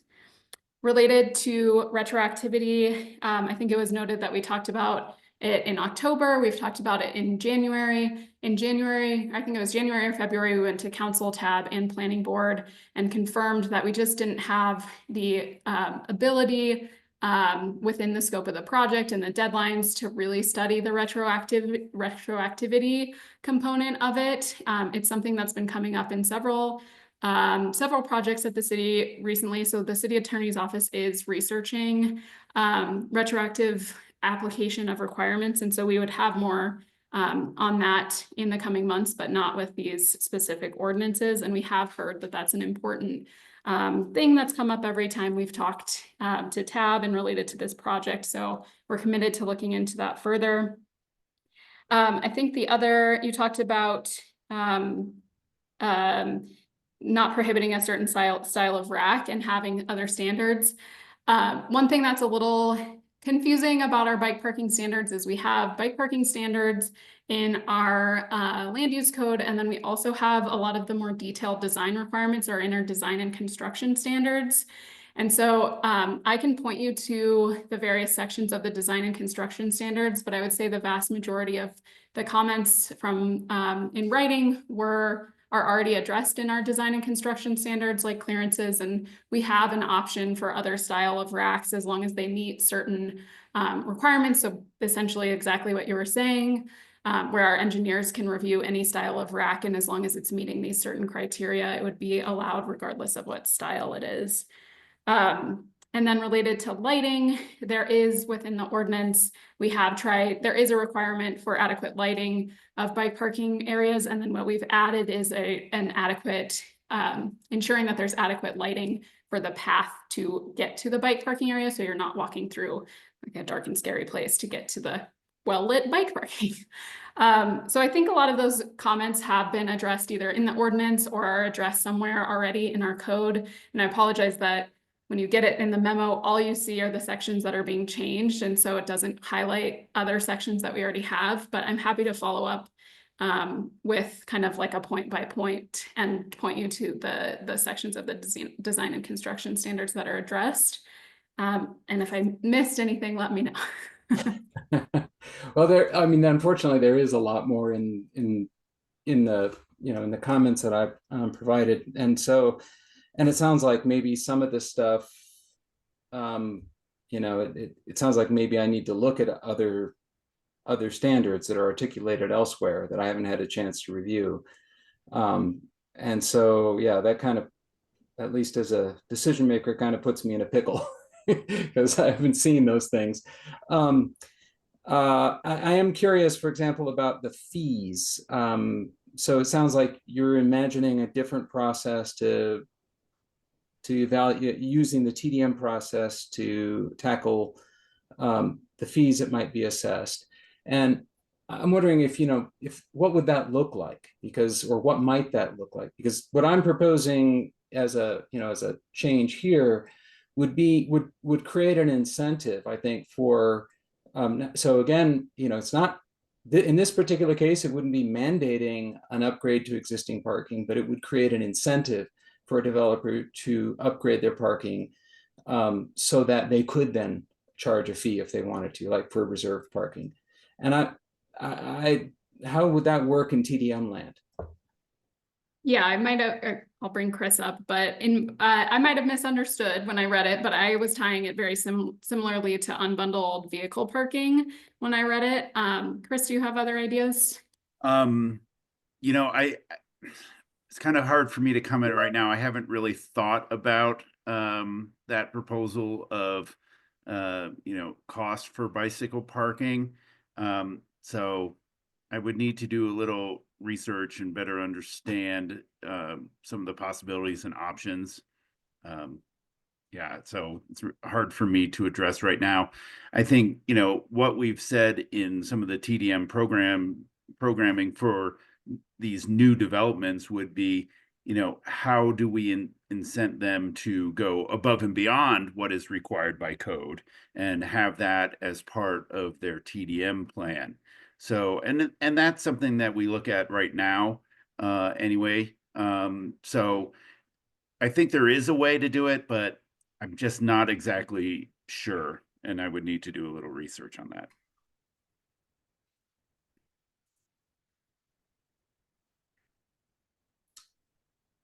All right. So Just going over my own notes because it's enough. I can't keep it all in my head simultaneously. Oh, I did actually. There was one thing that I did not put in writing, because that was really focused on the long-term bike parking. But I noticed something as well in the short-term bike parking part, that about cargo bike storage, like requiring, what is it, 5% of the parking be for cargo bikes if there are more than, or 20 or more spaces. And I'm wondering if that's going to be quite enough. And I'm wondering if there's a different way to, or at least a modified way to tackle that. I know, you know, you got to have some kind of threshold probably, but I'm wondering if it could be context specific, so that you could have maybe two different standards. One sort of a general standard for, I don't know, you know, for some general retail location, and then, you know, a different standard for things like grocery stores, daycare centers, you know, like a rec center, libraries, parks, places where, you know, you're going to have folks either hauling groceries or hauling kids, and they're probably going to be trying to do that in a cargo bike, and they'll be present then in those locations probably in a higher rate than they would be at, you know, just some random other location. So it seemed to me like maybe there would be a benefit in having two tiers for something like that, where, you know, places where you're going to expect more cargo bikes, you require more cargo bike parking or more cargo bike capable parking. So would it make sense to like word it in respect to the location, like so in supermarkets, in rec centers, like be very specific with the language of where we're talking about, because it does seem like it is going to create we will see a different type of need in these places, like Michael's calling out. Yeah, we do have we have different requirements for different land use types. So there's a higher requirement for retail than certain other uses and things like that. So as that math worked out, it would have a higher, if there's a higher bike parking requirement overall, that would be a higher requirement for cargo bikes. But certainly if you have recommendations for certain uses, I think we could figure out a way to accommodate that in the ordinance where specific uses would have a higher percentage of their requirement that needs to be accommodated through cargo bikes or through the larger space requirement.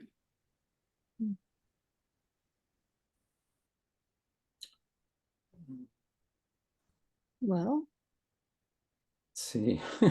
I'm going back through my stuff here to figure out what might be what might warrant discussion. Oh yeah, I mean, I did propose a kind of a new approach to the security section that I think, you know, kind of harkens back to what Trish was saying about the fact that, you know, bike theft is a real deterrent to mode shift. And so as it's currently written, the ordinance seems to have these kind of typologies in mind. At least it's what was conjured in my mind, right? It was like a locked room, a cage in a garage, right? These kind of models of storage. And I thought, well, yeah, but inevitably some developers are going to have some weird thing that doesn't fit one of those typologies. And so maybe it makes sense to sort of frame the requirements based on a matrix where the two primary components that you're measuring are the quality of the surveillance and the quality of the securement for the bikes. And so if you've got really high levels of surveillance, right, then you don't need very much securement. But if you don't have a whole lot of surveillance, then you're going to need really strong securement methods. And so I kind of frame up some possibilities. Don't mean that to be the complete universe of possible typologies or possible sort of increments in this matrix. But if one were to build a matrix of that kind, then you could kind of look kind of like was done for the oh, come on, brain, the crossings treatment, right? There was a matrix there. And I thought, well, that's a useful strategy, right? When you have these two things that work in opposition to each other or that are sort of inversely related, a matrix seems to kind of recommend itself. So I thought that might be a perhaps useful tool in framing what minimum security and safety would be for the bikes. Because I worry that if we get locked into typologies, then the developers are only going to give us those typologies. And maybe that's not what we want. I'll just add some clarification here process-wise. I think that's really helpful feedback and frame of mind for staff to consider moving forward, but might not be in the scope of this ordinance exercise at the moment. So just want to acknowledge the thought there and how that can be a really useful way of thinking as staff considers things in the future. And I wonder, Michael, I know you're kind of going down your list at the moment and accounting for the comments.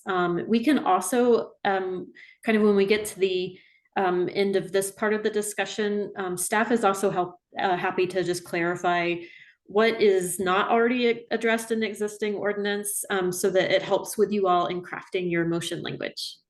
Mm-hmm.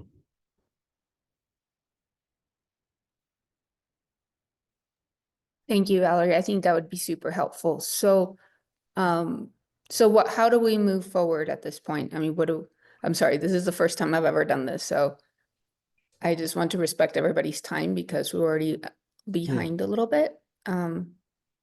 So I guess now we could, Meredith, yes, please. But you're on muted. So sorry. I'm left-handed. I always get it back. I believe you have a motion on the floor that's subject to a second and could or does not require further discussion by TAB. And then it would require a vote in a favorable vote from all three, or could be tailored, amended, if you're amenable to that. So maybe moving forward with what I currently said, which was to support the ordinance as proposed by staff with modification that staff consider incorporation of comments from Community Cycles and Michael. But is that still too broad?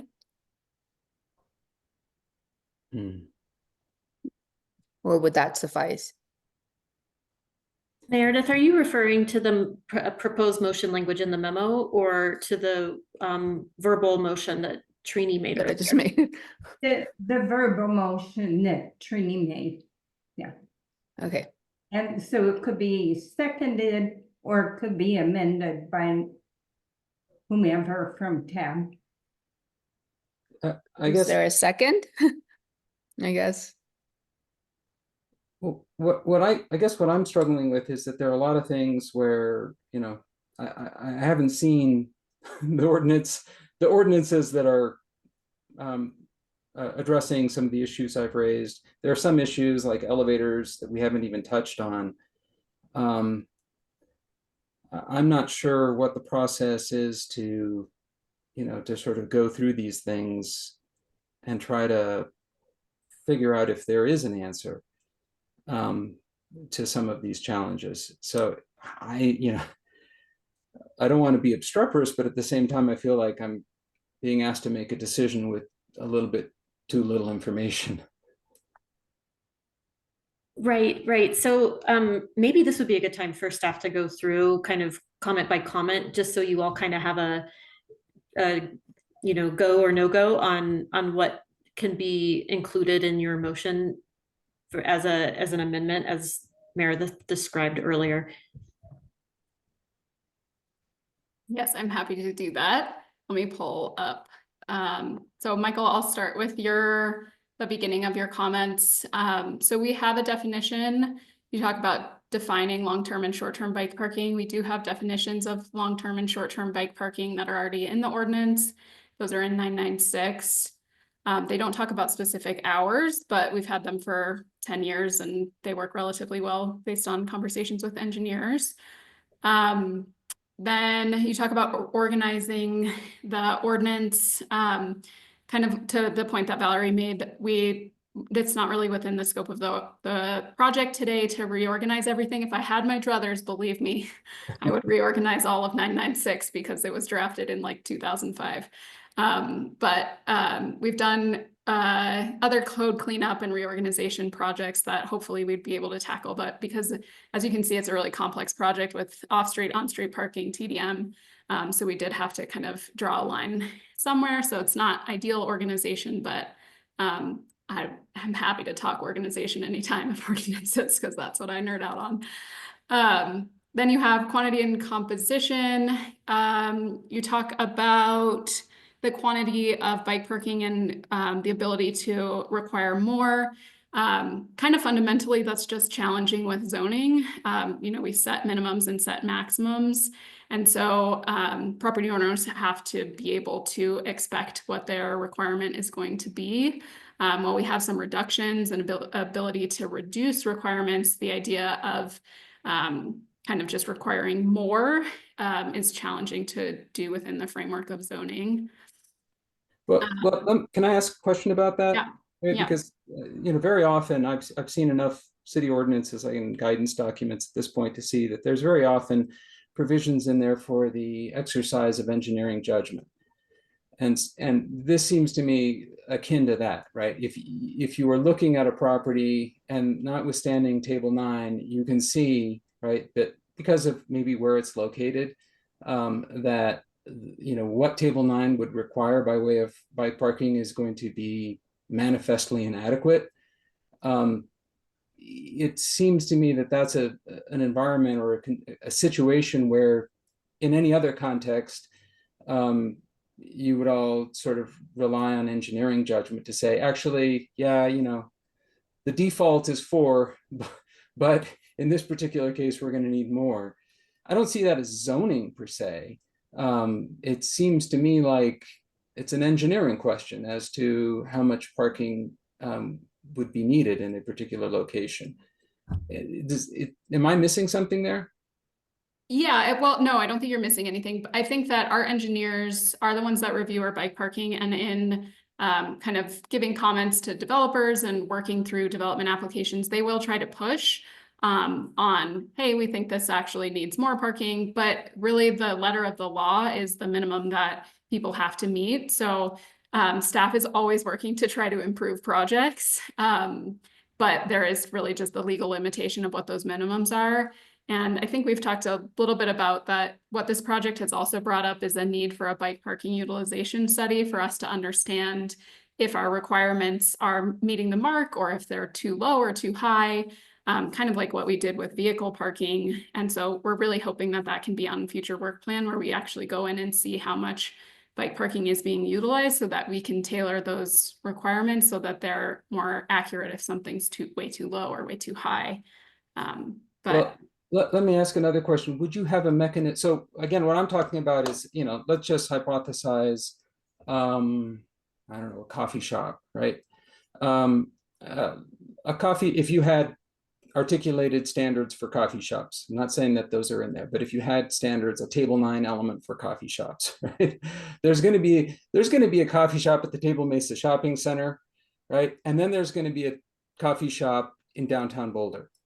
And they're both going to have, I mean, this is the problem with parking minima in general, right? Is that the effort to predict how much parking any individual establishment will need was, a mission doomed to failure, right? When it came to cars. And I'm worried that the same thing will happen with respect to bikes. It's a great idea to sort of study it, but it seems to me that you need to have a mechanism in ordinance that is flexible enough to recognize there are different contexts, right? There are some places that are just not going to have the kind of demand that other places will have for bike parking. And the ordinance needs to have some ability to sort of recognize that difference. And I'm not hearing one that's part of this. And so I'm wondering, like, is that a problem we're just going to ignore, or is there something we can do to address that? Well, I think the intent is that we have set them high so that we're capturing the highest utilization uses, but then we have a bike parking reduction process where folks can say, by the ratio we require 100, but if you really look at the situation of this particular property, it doesn't make sense. We have standards in the code that talk about, the engineers have the discretion to see what the appropriate circumstances are. I forget the exact terminology, but something like that. And then folks can submit a bike parking study where they analyze how much bike parking's around the area and can reduce the standard. So we have that flexibility for a reduction. It's just that we don't have the ability to require more than what the zoning code says. Could it be maybe tackled the same way that we were talking about cargo bikes earlier, where there's this ratio? Looks like you're done talking. Oh, I'm sorry. So something like that could be specified in the future if need be. Do you mean adding an additional requirement, like it could be increased by a certain percentage? I guess I'm not Depending on usage, or however it is that we're figuring out the percentage in regards to cargo bikes, to do some sort of ratio like that with how many people are actually using bikes to get to certain locations, and that there's flexibility so we can kind of adapt to the use as we move forward. Well, I think what we want to do with that bike parking utilization study is to be able to use that data to inform what those actual bike parking requirements are. And then we could just tweak the numbers that are required, or the percentage or ratios that are required for each use. We did need to limit the scope of this project to just design, the design standards related to usability and security. And so we didn't change any of the actual, one space per 200 square foot ratio things, but we'd want to use the data from the utilization study to inform what those accurate changes are for the actual bike parking requirements. And I think we should navigate under the umbrella that our goal is to increase micromobility. And so we should always think ahead, oh, we're achieving our goal. So we should think big and not small. Yeah, it kind of feels to me like then if we cannot envision or develop a mechanism to increase parking where it's needed, then the strategy that sort of best pursues the city's goals when it comes to increasing micromobility is to, kind of like was once done with parking, radically overestimate how much bike parking is needed so that you can always then, scale it back. And if that's the only mechanism we have at our disposal, then we ought to use it. Because I am pretty concerned especially since we haven't done the parking utilization studies that are needed, that the numbers we see in Table 9 are a guess, and they may not be accurate even for that category of development, and will almost certainly not be accurate for that category of development as it exists in various places throughout the city, just as I was mentioning, because different places just have different usage rates. So it just, yeah, it feels to me like there needs to be some mechanism to grapple with this, whether that's just overestimating, like bumping the numbers in Table 9 way up so that they can be ratcheted down, or something else. I'm just worried that, the way regulations are, the way ordinances are, when they're written, they're kind of in stone for like a decade or more. And if we don't get this right, we could be dealing for a decade or more with a worsening bike parking shortage as we succeed with people moving away from, automobile dependency. And Yeah, that's a bad position to be in. Yeah, I appreciate those comments, and it's a great segue because we did actually update, or we include the bike parking standards requirements, like the actual numbers that are requirement were adopted in phase 1 of AMPS in 2014, so 11 years ago. So it's been 11 years that we've had this as part of this project, and it should be attached to your memo. We did look at, I think, 35 plus other cities and what their bike parking requirements are. And for, I think, every single land use, Boulder has higher bike parking requirements than all of those cities. So we kind of did that in 2014 with overestimating. But what we want to do now is do the utilization study to understand, did we actually overestimate, or are there some uses that are underestimated? Because like you said, the kind of the best thing that we have is to compare with other cities and compare with the actual situation on the ground. So that's what we need to do. I know there's a lot more on that in your list if you want me to. Let me just ask a real quick question, is see if there's a path forward here that works, because not clear to me when this utilization study is going to happen, but I'm wondering whether, if that's a couple of years in the offing, whether it'd be possible to revisit Table 9 with the results of that study in hand and make adjustments to it, whether that could be part of what council plans to do. Because as I'm saying, these things are notorious for getting etched in stone, and then you're dealing with it forever. And it sounds like, my follow-on question to, like, we studied other cities and we're sort of besting them in terms of the requirements would be, well, then how are those cities doing in terms of actual, meeting the demand for parking, and have there seem to be a lot of variables there. And so I'm wondering, like, are they actually meeting their parking needs? But I'm just wondering if that's maybe a strategy for going forward.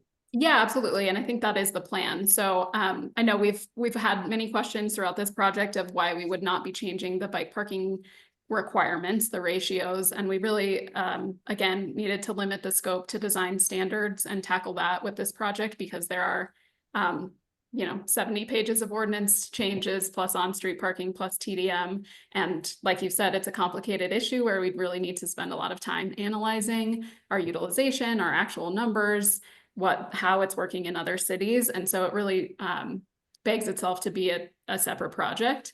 And we absolutely could not have finished that in time to meet these state deadlines. Maybe there could be an amendment where we point out that this has to be reviewed every number of years to make sure that we're meeting the criteria that, each year brings to the table, and not stuck to something that was just compared to other cities and not really based on the real usage of our city.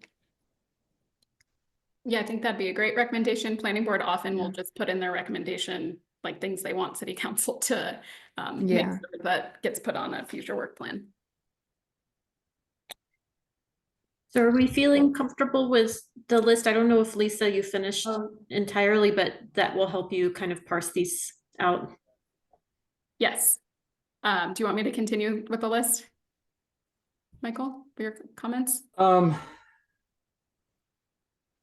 Yeah, I guess, yeah, I think that would be useful, unfortunately. Okay, no problem. Or if that's okay with the chair and with Valerie. I think for the interest of everybody's time, because I do want to be respectful for that, I think maybe pinpoint to the ones that are more significant or that Lisa, that are not addressed in the ordinance that are important to Michael. I mean, if we know that they're there, I think that that's Michael's concern for us not to jump to something without knowing that that's been, looked at and taken care of and that is addressed. But if it is, I mean, I don't think we have to go through each thing as long as, we all trust that we're acting in good faith. And if you know of something that Michael's trying to address that is not covered, then I think that's what we should be focusing on. Do you agree, Michael? Yeah, and I mean, and maybe I can help, in terms of identifying what seemed to me to be the biggies. Yeah. Like for example, e-bikes and e-bike charging. Yeah, so that's in the ordinance. There's a requirement for e-bike charging. Yeah, I saw that, but my recollection was that, how much was it? I thought it was my recollection is it was a fairly small amount. Relative, like 5% or something like that. Yeah, it's a 5% requirement if the bike parking or if 100 spaces are required. So there'd be 5 spaces that would need e-bike or the availability of charging. Honestly, that strikes me as a serious underestimate of what the likely need for electronic or e-bike parking is likely to be, and for charging, right? E-bikes are far and away the dominant type of bike being sold right now, and they are rapidly gaining on on the stock of non-e-bikes like acoustic bikes. But are we talking about permanent parking or just the temporary long-term parking? right? Okay. Yeah. Could we 5%. have? I mean, I would imagine that within a matter of years, you're going to have at least, I mean, it's already, I think e-bikes are about 19% of the total number of, or the total quantity of bikes out there, and growing at a rate of something like 5% or more per year, and probably in Boulder much faster than that, given our relative affluence. So I would imagine that Boulder is going to see a lot of e-bikes, and people trying to charge them, and finding that there's 1 or 2 sockets down in the parking area, and then going at it with a bunch of daisy chains to try to get enough cords to run enough chargers to all the e-bikes that are there. And then maybe some people finding that there just isn't room. There aren't racks that will accommodate their e-bikes. And so 5% feels to me pretty low, honestly. And I mean, if there's some, basis for that estimate, I'd love to know what it is. Yeah, we looked at other cities and what their requirements were. Not a lot of cities actually require e-bike charging, but these were in line with the cities that we saw. But that is absolutely in the purview of TAB to decide on a different number to recommend to City Council. The ordinance is a staff recommendation based on staff analysis and discussions, and that is the role of the advisory board to determine which of those should be changed, or that you would recommend City Council adopt something different. Okay. Michael, what number would you suggest as a suitable starting point? That's hard. I would say that at present, I mean, given that e-bikes are around, I think it's like 19% of bikes out there now, that would be the floor. And what I mean by e-bike parking is, just racks that are capable of handling e-bikes, but also the facilities to charge those bikes within code, right? Because otherwise, I think what you'll get is people creating a fire risk by stringing power strips and stuff together to try to charge their e-bike down there. So, 25, 30%, something like that to accommodate for growth. But maybe this is also a thing that we'd need to revisit along with that bike utilization study, because I would imagine the number is going to go up with time. I mean, we're living in an age where we're still dealing with, you know, lithium-ion batteries, but the day is coming, not too far, when we're going to be dealing with batteries that are much lighter and much more powerful. And at that point, I can imagine, you know, an absolute sea change in the kind of bikes that are out there, right? And so the need to charge would be substantial. Anyway, and I don't see disagree. Adnan's hand is up too, and I feel like I just wanted to add something to that, because I can tell you that one of my bikes, I can take off the battery and just charge it upstairs, or just take it with me and charge it at home. Like, Yeah. it does not have to be with my bike at the garage. I'm sorry. Yes or none?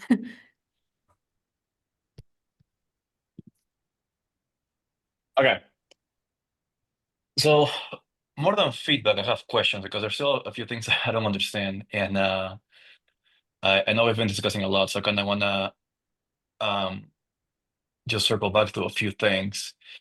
So this ordinance, based on the documents, it seems like it will be for as bicycle parking standards for commercial buildings, residential, like multifamily buildings, right? The part that so and it's an update to the land use code.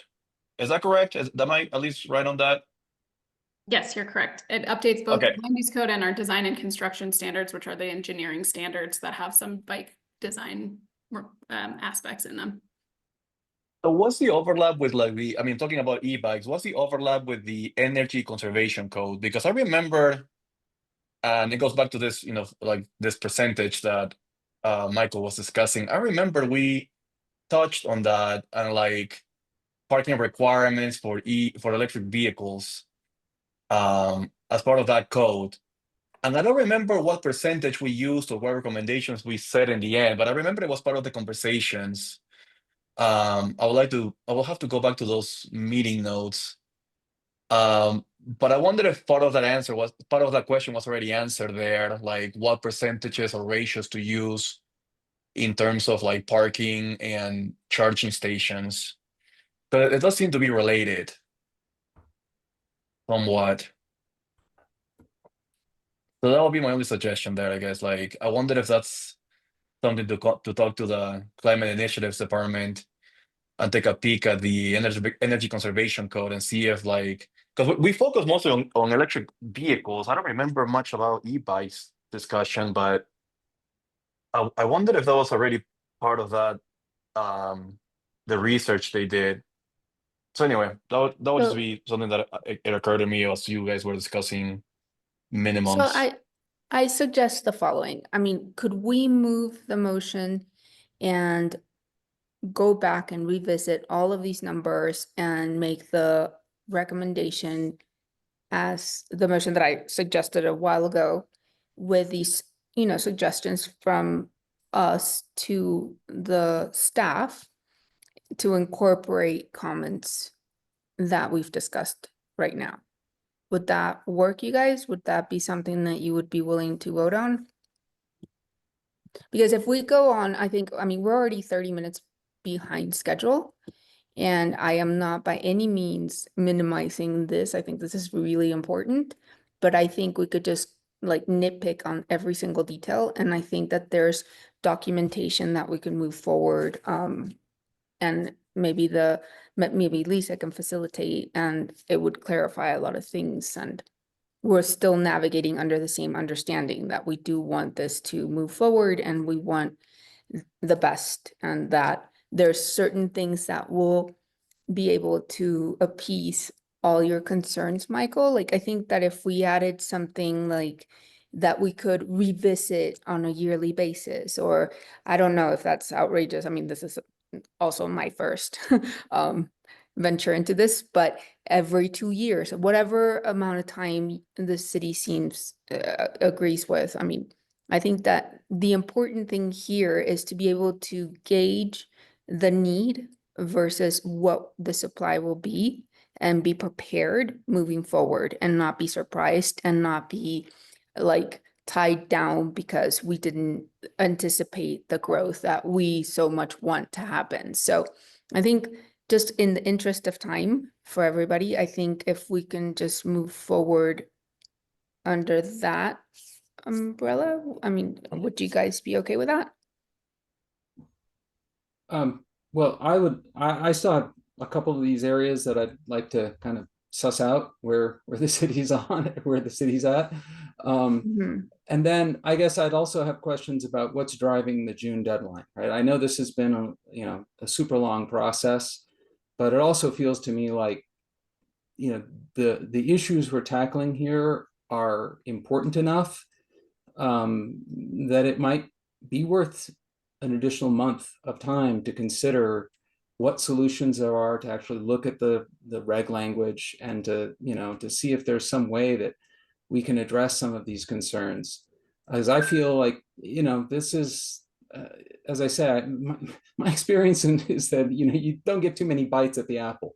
And I'm a little worried that, that if we wave this one on through, we may come to regret it before too long, because these developments, as we're seeing, right, when we talk about retroactivity, we're being told things can't be made retroactive.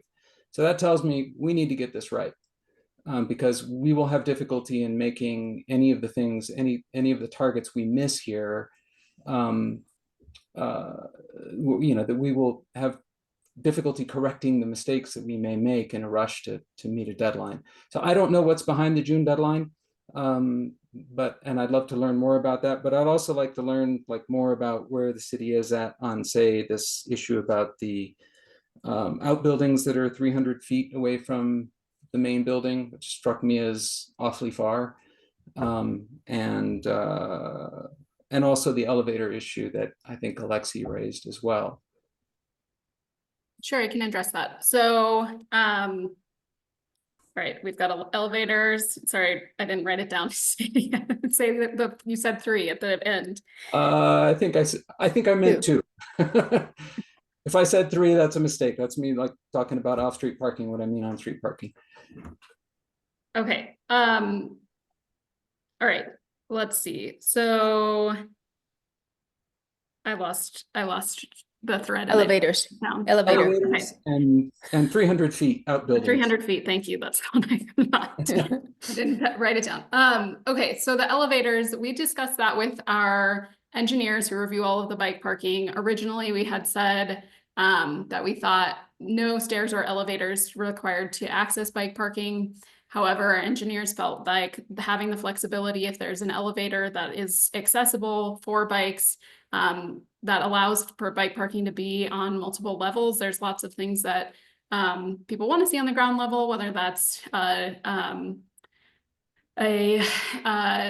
shop on the first floor or something like that, like if it's an elevator to get down to the basement where there's a bike parking, or up, there's enough standards for our engineers related to ADA and sizing of elevators that they felt comfortable that there would at least be an accessible elevator where a bike could fit, and that it opens up flexibility of where you could put that bike parking area. So that's why ultimately, the standard was changed to just prohibit stairs and make sure that there has to be some kind of ramp. So that's where we landed on elevators. Related to the 300 feet, I think that that's a standard that we've already had in place for 11 years. It's not something that has been raised as an issue. I think most of the time people are accommodating that bike parking within the building anyway. And so it just has not, through the developments over the last 11 years, that was not something that was raised as an issue throughout the scope of this project. Again, we could rewrite the entire land use code if we wanted to. We are trying to keep a limited scope. Oh, and your other point was the June deadline. So the June deadline is related to the state legislation, which says that we cannot, as a jurisdiction, enforce or enact minimum parking requirements for multifamily housing in that transit service area, which is almost our entire city. And so the reason we want whether we adopt an ordinance or not, by June 30th, we cannot enforce those minimum vehicle parking requirements. And we want to ensure that we have these upgraded bike parking design standards, the on-street parking things that Sam had mentioned, that we have those adopted and ready to implement as the state deadline hits. And so the TDM will come shortly afterwards, but we already have TDM plan requirements. So they'll be better, but we will have TDM plan coming shortly after. And that's what is driving the June deadline. Because we will not have any way to enforce anything related to minimum parking after that deadline. And we want to make sure we have all kind of other ducks are in the row. Our ducks are in a row as well. So with respect to the elevators stuff, I did see that, or I thought I saw that you'd specified some dimensions that the elevator would need to accommodate. Am I misremembering that? We didn't specify that. I talked about it with the engineers, and there's requirements related to ADA and building permits, and they felt comfortable that there's kind of enough levels of regulation of elevators that we would have elevators that would accommodate bikes. Well, yeah, I know that there'll be elevators that accommodate, like, the typical acoustic bike. But I'm a little more worried about like cargo bikes, for example, that tend to run a little long and maybe even a little wide in some cases, and whether or not there'd be an elevator that can accommodate them. Not so much thinking about, thinking about the designs that are out there right now. I'm not imagining that somebody's going to take, oh God, what's that brand? The one with the big box in the front. Good Lord. I know that, anyway, these front forward box things that are huge, right? I'm not necessarily, though I suppose the developer would be within rights, right, to put cargo bike storage on the third floor, and then if you haven't specified the dimensions of the elevator such that that bike can actually make it up the elevator or onto the elevator, that user would be kind of out of luck. So they'd need to sell their bike and get a smaller bike or something in order to use the available parking. So I was just wondering if there's if the theory is that there are other standards out there that already specify that there must be an elevator of sufficient size to accommodate like a cargo bike, could we not just piggyback and specify as well, that elevators need to be of a specific size in order to accommodate like the typical cargo bike? Certainly, and oh, sorry. Could I just jump in? I think because of the late hour here, we're about 45 minutes behind. I just want to jump in if that's okay. So I'll make a suggestion, just because I hear your concern, Michael, that this is an opportunity to improve certain details. I think what Trini had started to craft in terms of the motion on the table, could be modified a bit to say that, really your TAB is recommending that City Council approve the ordinance as proposed by staff with an additional recommendation or an addendum or a modification that instructs staff to look into these as a future work plan item. And I think I really want to just underscore that what Lisa was describing in terms of the importance of bringing through the changes to be ready for the state law to be able to have that implementability on that state deadline is really important tonight. And so I just wanted to make that suggestion that, I think you do have a motion on the floor here that could simply be modified as such.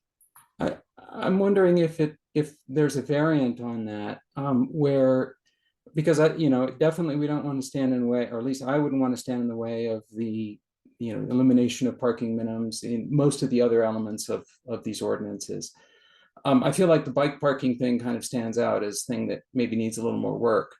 I'm wondering if that can be kind of glommed on instead of kind of move that off of this agenda, the bike parking thing, stick it onto TDM. And then we could wrestle with it in the context of TDM, which, as I understand, is going to follow short on the heels of this. And that would give us kind of more time to work through stuff. Right. I think we're running into a scope issue as well. I'll just be quick and direct here that I think as a future work plan item, there could be, this could be tied to the occupancy analysis that Lisa was talking about earlier. And because that would come with future changes as a future work plan item. And so I just want to keep the bounds here in terms of what staff was scoped to do and the kind of stage that we're really at here at the finish line with the proposed ordinance after years of work on this effort. So I would just that's my strong suggestion. I'm not sure, Trini, if you want to revisit the motion language to ensure that Michael's thoughts are considered as a future work plan item. Yes, I think that's great. I think I would love to move forward with a motion, just and including exactly that, just making sure that that your thoughts, Michael, are included and thought of from by the members of our staff. But that we do move forward because it is so important not to miss that deadline. Do I have a second? A second. All in favor, say aye. Or raise your hand. Aye. Aye.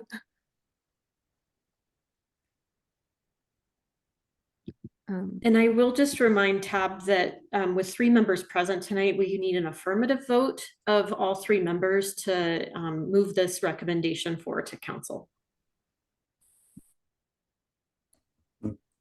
So what would you need us to do, Michael, in order for this motion to move? Because it is very important. And I don't think anybody's gonna be in the way or is trying to be like other than helpful. So I understand the posture kind of everyone here, and it's part of the difficulty is me coming to this thing, this party pretty late in the game. I guess I'm struggling to understand how moving the long-term bike parking requirements into the TDM context would affect the scope of the work, right? It seems to me just to affect the timing of the work. It's not the same, ordinance language or section. It's a standalone ordinance, and so it wouldn't be procedurally. It wouldn't make sense to include it with the third leg of the stool that we were talking about tonight. I think, what staff's strong recommendation we heard tonight from Lisa and others was that they do want to do that analysis and that, utilization analysis. Sorry, I said occupancy before, but it's utilization analysis. And that would be a fantastic time to look at all of these things together because they are subject matter related. Okay. Okay, well, I guess, so can I say something? Yeah.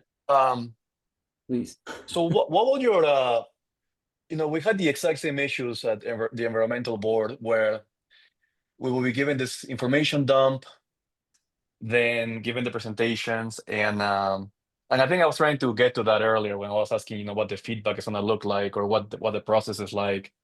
And then, there were all these tight deadlines and we had to basically get feedback on the spot, which wasn't always ideal. So I guess to that is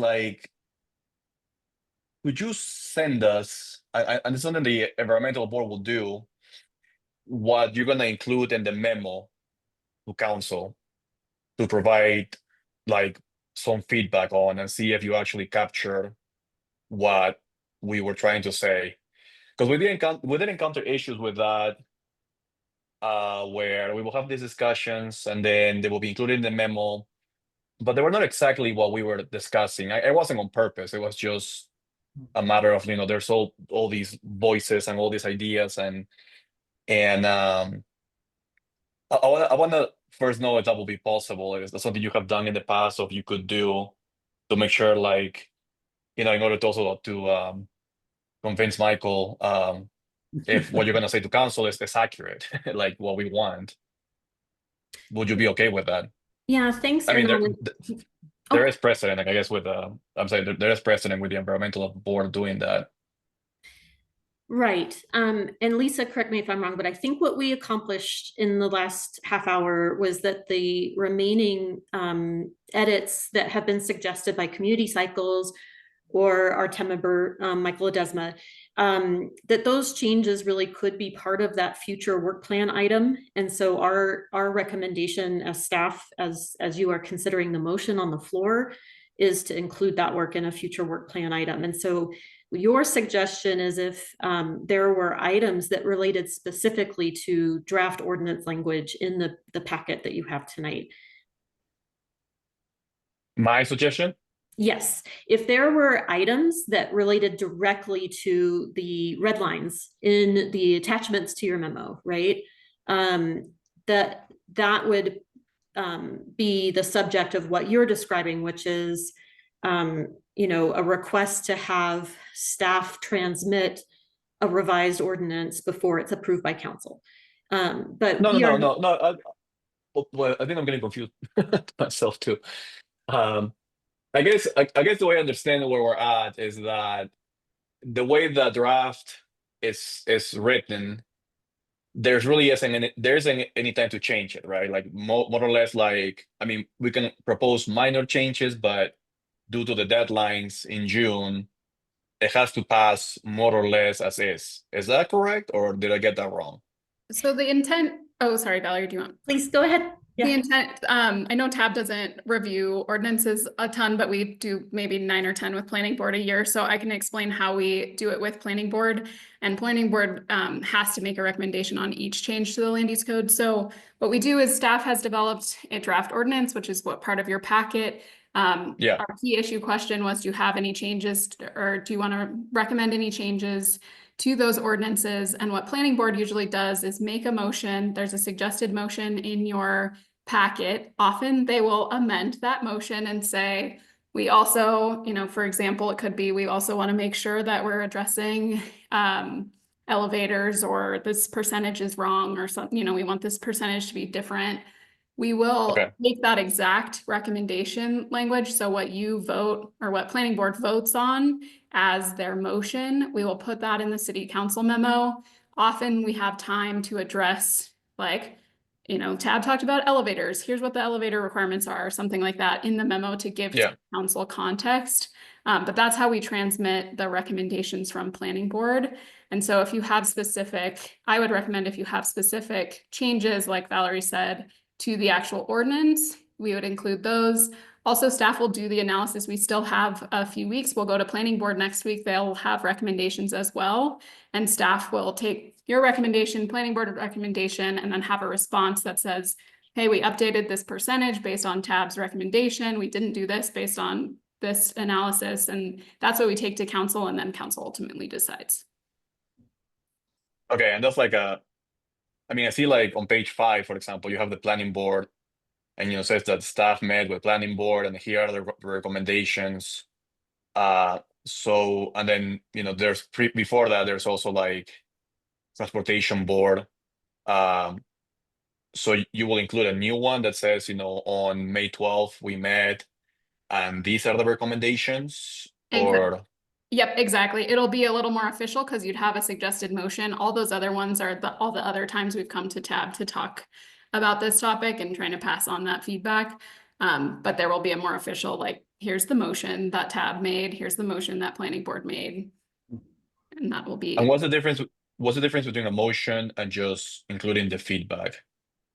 I guess I'm sorry, I'm getting confused just because at EAB, we will have a discussion like this one, like the one we've had, and then staff will write, kind of like what you have here on page 5 and 6.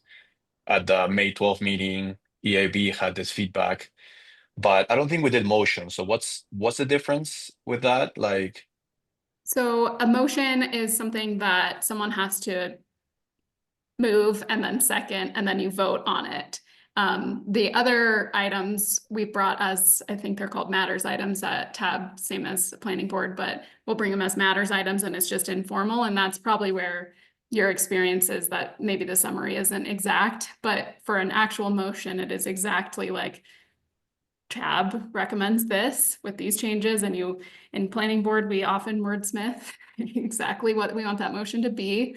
And then you vote on it, and you know, you can, and it also usually says like who voted yay or nay or whatever. So it's just the more formal version of feedback. I have another question, procedural in nature. And just because I'm a newbie, would it be within the purview of council to order the bifurcation of the bike parking standards separate from the rest of it? Right. And if they're not satisfied, like, you know, they're not satisfied that the you know, whatever concerns that we've raised tonight are, you know, have been adequately addressed, can they decide to just say, all right, look, we're going forward with the parking part, or, you know, the vehicle parking part, we're leaving the bike parking stuff for additional work? Certainly, council can make any decision that they want. It would delay the ordinance adoption, so it would not have us adopt the ordinance in time. Because if they change the ordinance, it wouldn't be adopted in time for the state legislation based on the deadlines. What I'm proposing, though, is that they adopt the parts that are needed to comply with the state law. Because as my understanding, the bike parking, the long-term bike parking stuff is not required to meet the requirements of state law. It's not required, but we, like I've said, we want that to be included in the ordinance so that if we have a multifamily residential development that comes in for approval on July 1st, they are acting under the bike parking requirements, the updated bike parking design standards, like limits on vertical racks, things like that, the new standards, and not just operating under the old standards. So that's why we wanted them to be tied. Right. Okay, I understand. Because the parking requirements will be gone, or the minimum parking requirements will be gone. So you want to have that in place to kind of avoid chaos. Is that the reasoning a little bit? Yes. Okay. Well, because the state law applies, so a lot of these issues that we're talking about are for multifamily development anyway.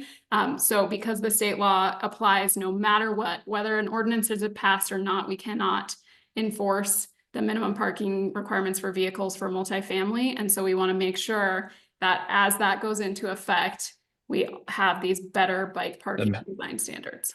Mm-hmm. And sorry, following up to what I asked before, what you include in the memo will be, and what we decide to include in the memo, like the board's feedback, is actually a motion. Like we'll write a draft, and then we'll have a motion to vote on it, whether that's how we want it to be included in the memo. Exactly. And there's a suggested, you can start from the suggested motion and then add to it just to make it easier for you. Okay, that's new to me. We didn't used to do we didn't used to do that at the EAB. So okay. Sorry for the confusion. No, I'm glad you clarified. Thanks. So Okay. can I suggest that we bring the motion forward again and see who wants to vote? Sure, you already have Sure, I second. right? And I'll vote in favor of it. I think I understand the context here a little better, and I'm hoping that that some of these issues can be resolved so that we're not doing it over. Yeah. All right. So all in favor? So let's do it by the book again. So can I have a second on the motion that's on the floor? I second. Okay. Perfect. All in favor, say aye or raise your hand. Aye. So it looks like the motion moves forward. 3-3. And thank you. Am I missing anything else, Meredith? No, yay. Okay. Thank you so much. And I think now we're gonna just speedy on up. confirming, was Mhm. that the only suggested motion that you were looking for this evening? I don't know. I think so. No, It's there looking was. to the project team. Oh, sorry, that question was for us. Yeah, Lisa, is sorry. that the only vote that you were recommending tonight for this item? Just ensuring that that motion did include both 8700 and 8696, so both on-street and off-street parking.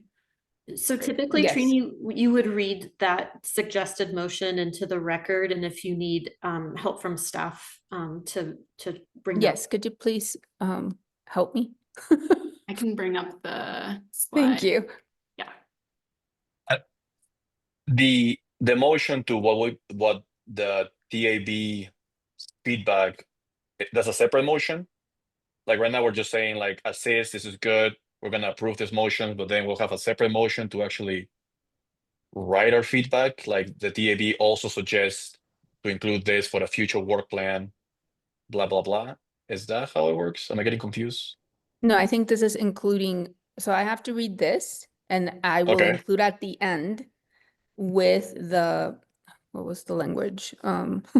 With a modification that staff consider incorporation of comments from Michael and Community Cycle. And develop a work plan, right? As part of a future work plan item, that's Yeah. a Yeah, yeah. one more Okay. clause there. Yep. Right. All right, Wait, so But shouldn't we itemize those? Like, otherwise I don't know what I'm voting on, right? We talked about a lot of stuff. well, these are the things, I'm gonna read them right now. No, And but I mean then- like the Michael suggestions and Community Cycle suggestions. I mean, like, don't we need a summary to be like, bullet Oh, you points? wanna itemize all of this? I think if you do that, you're gonna limit whatever suggestions they can bring forward. And if you just leave it open-ended, they can work on those as this process continues. I think it's smarter to leave it open-ended, Hernan, than to be very meticulous about each and every one of them, because then later on you cannot go back. It's not retroactive. So Okay, I guess that's what I was saying with EAB. Like, since we didn't itemize, then later there were some communication issues down the line. But I'm okay, or just for the purpose of moving forward. But but do you see what I'm I can see saying? that. Because if we do itemize them and then later on something else comes up, I think this way we can have more flexibility with what, the suggestions moving forward will be. And No, I understand that. Yeah. But at the same time, the downside is that at some point somebody has to itemize them, right? Like somebody has to be like, okay, this is the work plan that TAB wanted. So oh, wait, when they Meredith do has that, something to say. Meredith? Yes, it would be, whoops. Sorry, yes, Hernan, it would be per, the discussion in the transcript of this meeting. Okay. As well as the, public comment contained in that transcript. Does that answer your question? and that will be included in the memo, or not? That will be summarized by staff Okay. as what happened tonight. Okay, so that's what I'm saying. Like that introduces human error. Like I've seen it happening a couple of times. Either there's no detail enough, or certain points or not. Like context.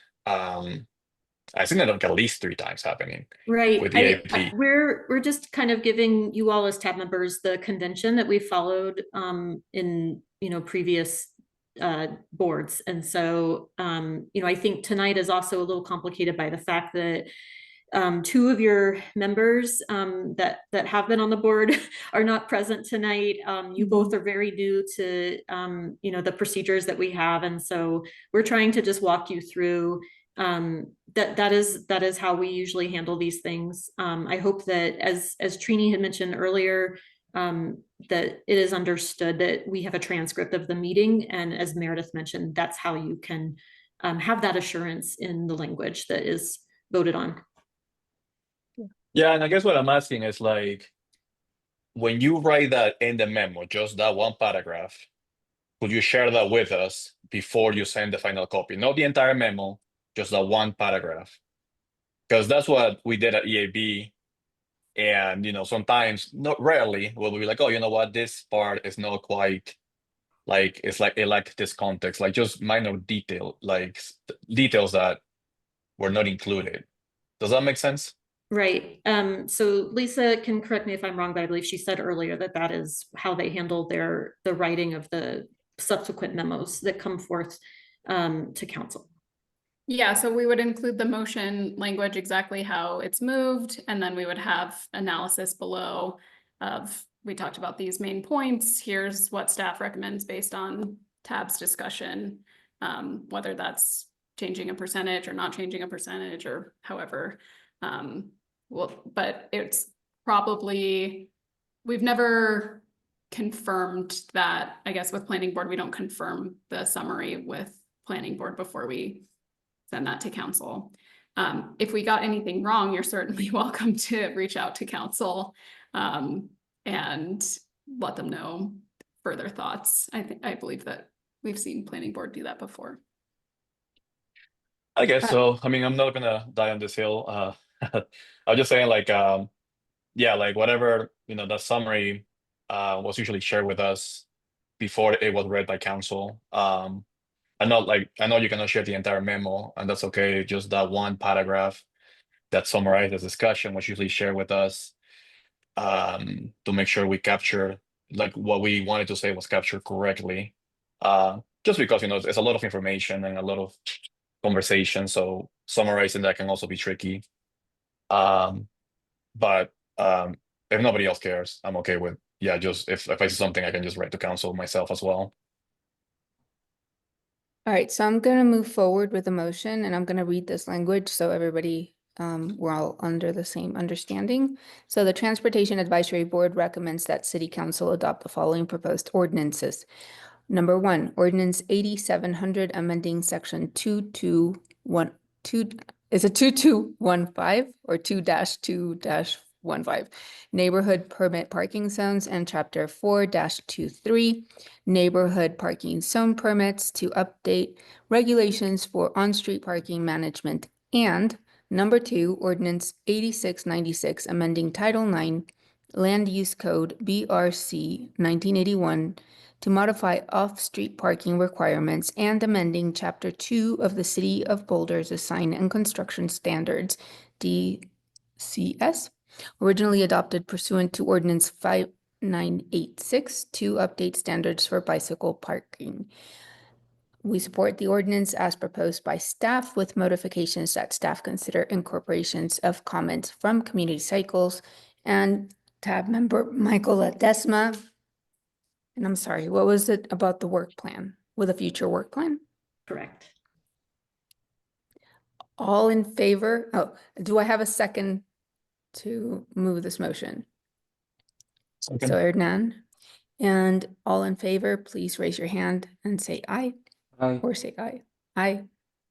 So we move forward 3-3.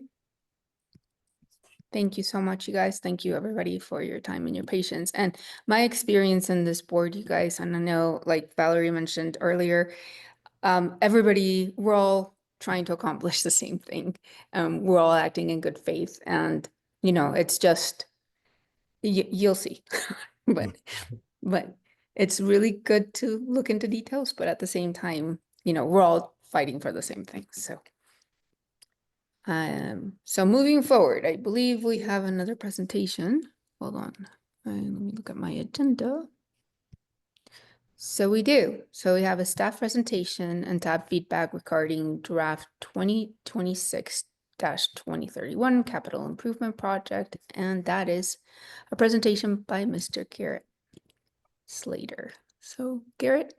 Over to you, Garrett. And I think just mindful of time that we're an hour behind, if we could be mindful of that through presentation. Yeah. Thank you. Absolutely. What is it?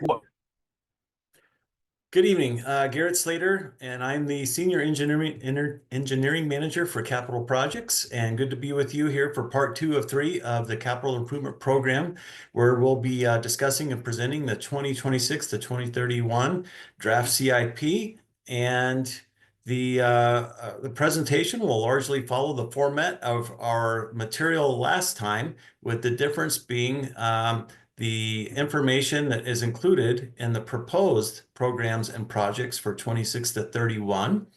And I am joined this evening by Karen Steiner, our financial analyst, James Smith, our pavement program manager, and Brian Wiltshire, civil engineering manager for capital projects.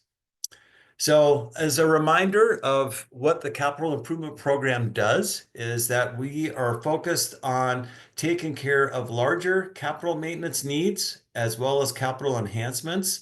And that differs from the operations and the maintenance side of the department, where we're taking care of more routine daily and weekly sorts of activities there. The capital improvement program is more focused on long-term, multi-year type of efforts and projects. And all of these investments need to be consistent with our transportation master plan that was last approved in 2019, where we've identified the priorities of most high being system operations and maintenance for Vision Zero and travel safety, all the way down to the low where we're considering quality of life items such as sound walls. Additionally, the CIP needs to be demonstrated to have been shown to be consistent with the sustainability, equity, and resiliency framework that the city views into all the work that we do. So that includes the areas of safe, healthy, and socially thriving, livable, accessible and connected, environmentally sustainable, and economically vital. And so each of our projects have direct nexus to these areas, primarily in the safe and accessible connected categories. So the CIP that we are presenting in draft form for you this evening entails approximately $102 million in total investment, including $27 million in grants. The average per year fluctuates considerably due to the timing of large projects. And then the program side of the CIP represents about $9 million per year on average. So now I'm going to turn it over to Karen on funding. One item that Brian will mention in his highlights, I'm going to put a little sort of teaser on that right now, and then you can be thinking about is we'd like to make sure that we set a time to schedule a TAB bike tour. That's something that we do every year with TAB to where we can go and visit both current as well as future CIP projects, so you can get a better on-the-ground sense of the work that we're doing within the CIP. And Meredith is great at helping us to find calendar dates that work. And so we'll be looking forward to that as an opportunity. And I'll hand it off now to Karen. All right, so I wanted to start off with talking about how our capital improvement program is funded, or the revenue side of our capital improvement program. We have 3 funds within the city of Boulder that are part of the transportation and mobility CIP. The transportation fund, which is by far our largest fund and contains the majority of our CIP projects, our ongoing capital maintenance programs, and it also includes our transportation operating budget. The Transportation Development Fund has a few of our capital improvement projects included in that fund, and these are projects that are associated with growth and development that is funded from our Transportation Development Fund. And last, the Boulder Junction Fund, which as we move into phase 2 of the Boulder Junction development, we should have some additional projects in that fund. Well, looking at these 3 funds together, on the chart on the left-hand side of your slide shows the funding sources that make up our 3 funds that are part of Transportation CIP. The largest blue section in the circle is the sales and use tax, and you can see that makes up 70% of our funding sources for our CIP.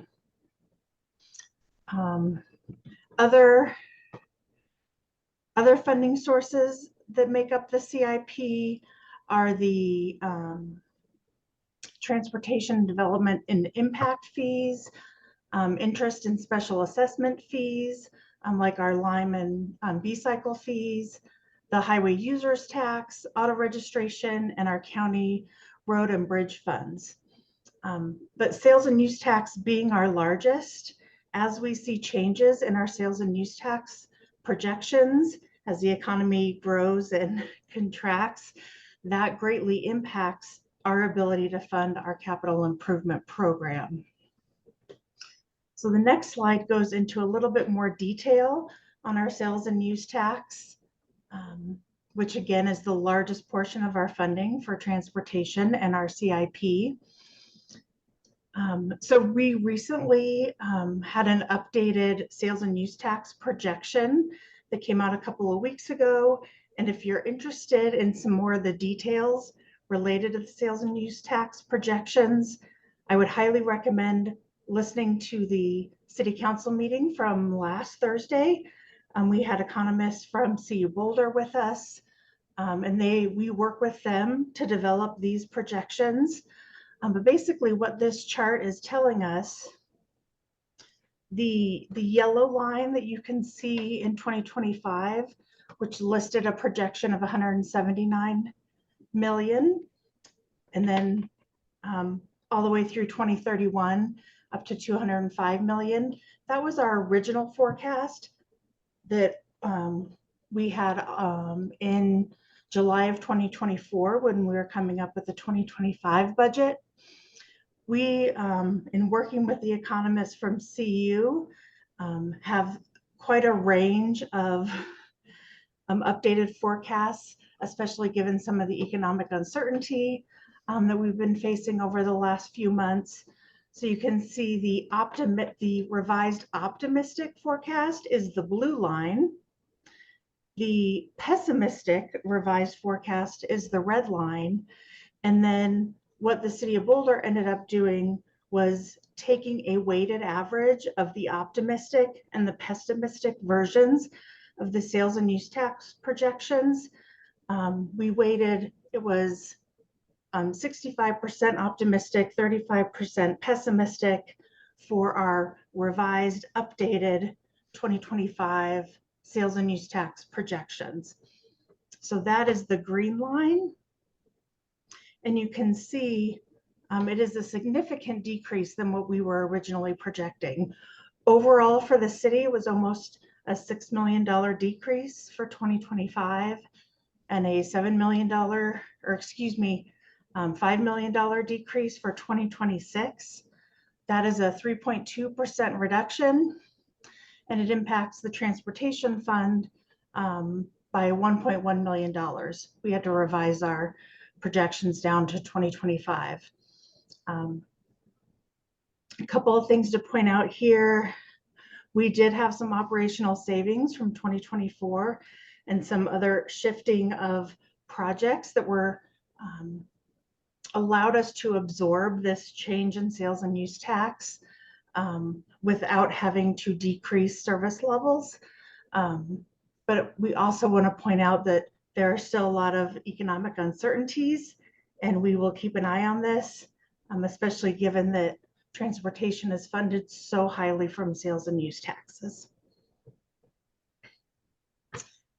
All right, so on the next slide, we have a list of different programs that fund the majority of our capital improvement programs.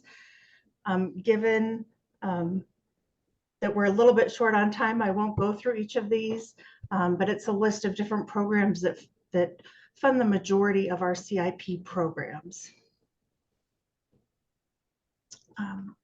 Now that we've talked a little bit about how the transportation CIP is funded, I want to spend a little bit of time just talking about how we spend our CIP dollars and really our purchasing power. I showed you this graph last time, but just wanted to reiterate again. If we were to keep our budget entirely keeping up with inflation, something that costs $1 today, in 7 years, if our budget is keeping up with inflation, we would still be having that same purchasing power. That's the blue line that is straight across the top. If we are keeping our budget at the same amount and not increasing the budget amounts for inflation, you can see on the orange line, with an average 5% inflation year over year, that's something that we're able to purchase for $1 in today's dollars. In 7 years, we're only going to have 75 cents worth to purchase that. And again, if looking at the gray line, if inflation is 10%, which we have seen some high inflation recently, again, the power of that dollar goes all the way down to 55 cents. So how this impacts our CIP, this largely impacts our capital improvement programs, our ongoing programs. And we do try and increase the budget year over year. And so you should expect to see small increases within our capital improvement programs. But if we're not fully keeping up with inflation, we're able to do less with that same amount of budget. And this next graph that I'll show you, similar concept, really showing how our purchasing power has decreased over the years. This graph is showing the Colorado Construction Cost Index. The green line shows the actual annual Colorado Construction Cost Index. So you can see in 2019, it went up by 5%. In 2020, it went up by 3%. Then it jumped in 2021, 17%. Those are the actual increases from the prior year. They're not cumulative. So if you look at the red trend line and the associated bar graph below it, that is showing the cumulative effect year over year of the Colorado Construction Cost Index.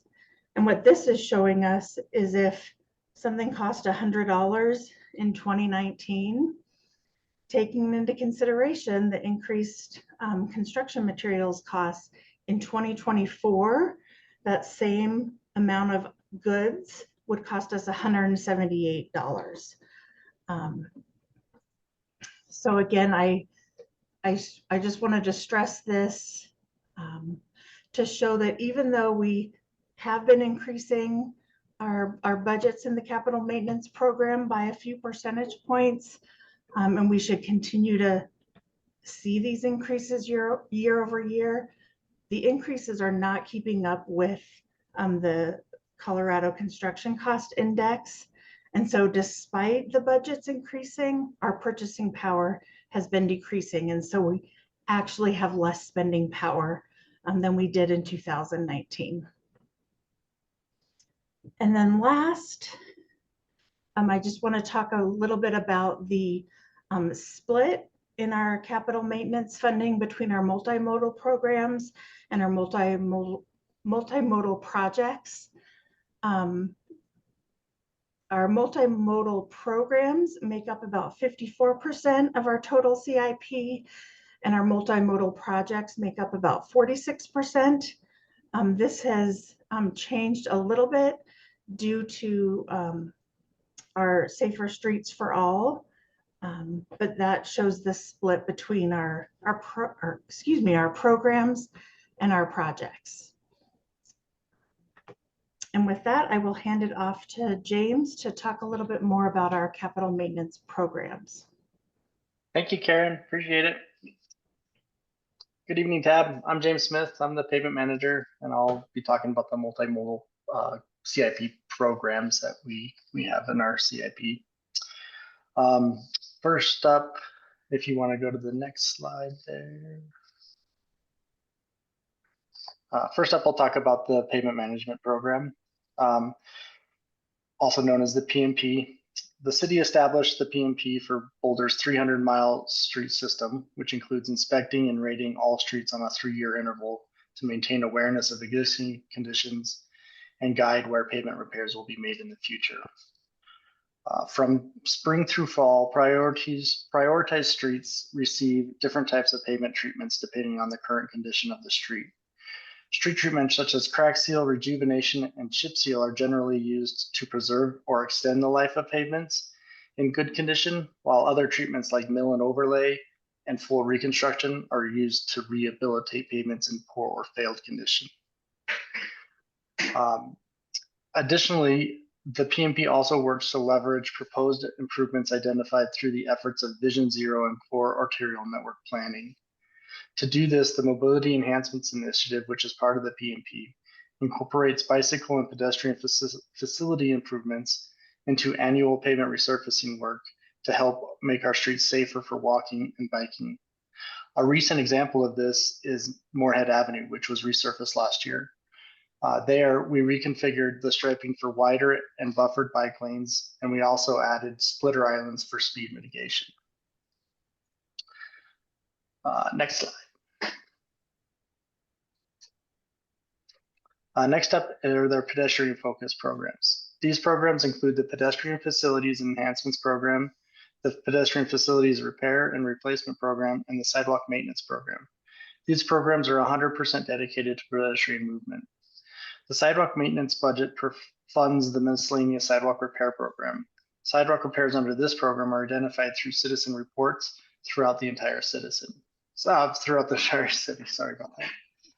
The Pedestrian Facilities Repair, Replacement, and ADA Improvement budget funds the annual sidewalk repair program. This program focuses on a specific area of the city where repair needs are identified by city staff. The Pedestrian Facilities Enhancement budget is an ongoing funding program that includes the installation of missing sidewalk links and pedestrian crossing safety treatments. Crossing treatment improvements are prioritized citywide and include median refuge islands, crosswalk lighting, flashing signs, neck downs, signing, lighting, and/or pedestrian signals. These programs are identified in the TMP as a priority 1 investment. The various implementation locations are prioritized each year using condition level and program guidance documents. We go to the next slide. Next is our multi-use path programs. These include the multi-use path enhancement budget and the multi-use path capital maintenance budget. These programs are dedicated to enhancing and maintaining the current 80+ miles of path within the city to meet the needs for pedestrians and bicycles. The multi-use path enhancements are focused on the Confluence Path area in 2025, specifically on the Valemont multi-use path connecting Boulder Creek to the 61st Street. The multi-use maintenance is focused on maintenance of path pavements and pathway bridges. Next slide. Next is the Bridge Asset Management Program. That provides funding for major capital repairs to transportation infrastructure, primarily bridges. Due to the several creeks and irrigation ditches that cross the city, there are 300 bridge structures on the transportation network that must be maintained. This funding makes investments in bridge infrastructure to extend service life to avoid the need for total replacement. Whether for a total bridge replacement, as shown in the image on this slide on 15th Street, or repairing bridge infrastructure parts such as the swing wall on 48th Bridge over Goose Creek. This program is identified in the TMP as a priority 1 investment. The Bridge Health Index is used to prioritize work. The Bridge Health Index is a bridge performance measure to rate the overall health of the structure and is rated between 1 to 10. And then I'll do the last slide here. And then finally, we added a line item for the Streetlight Capital Maintenance Program.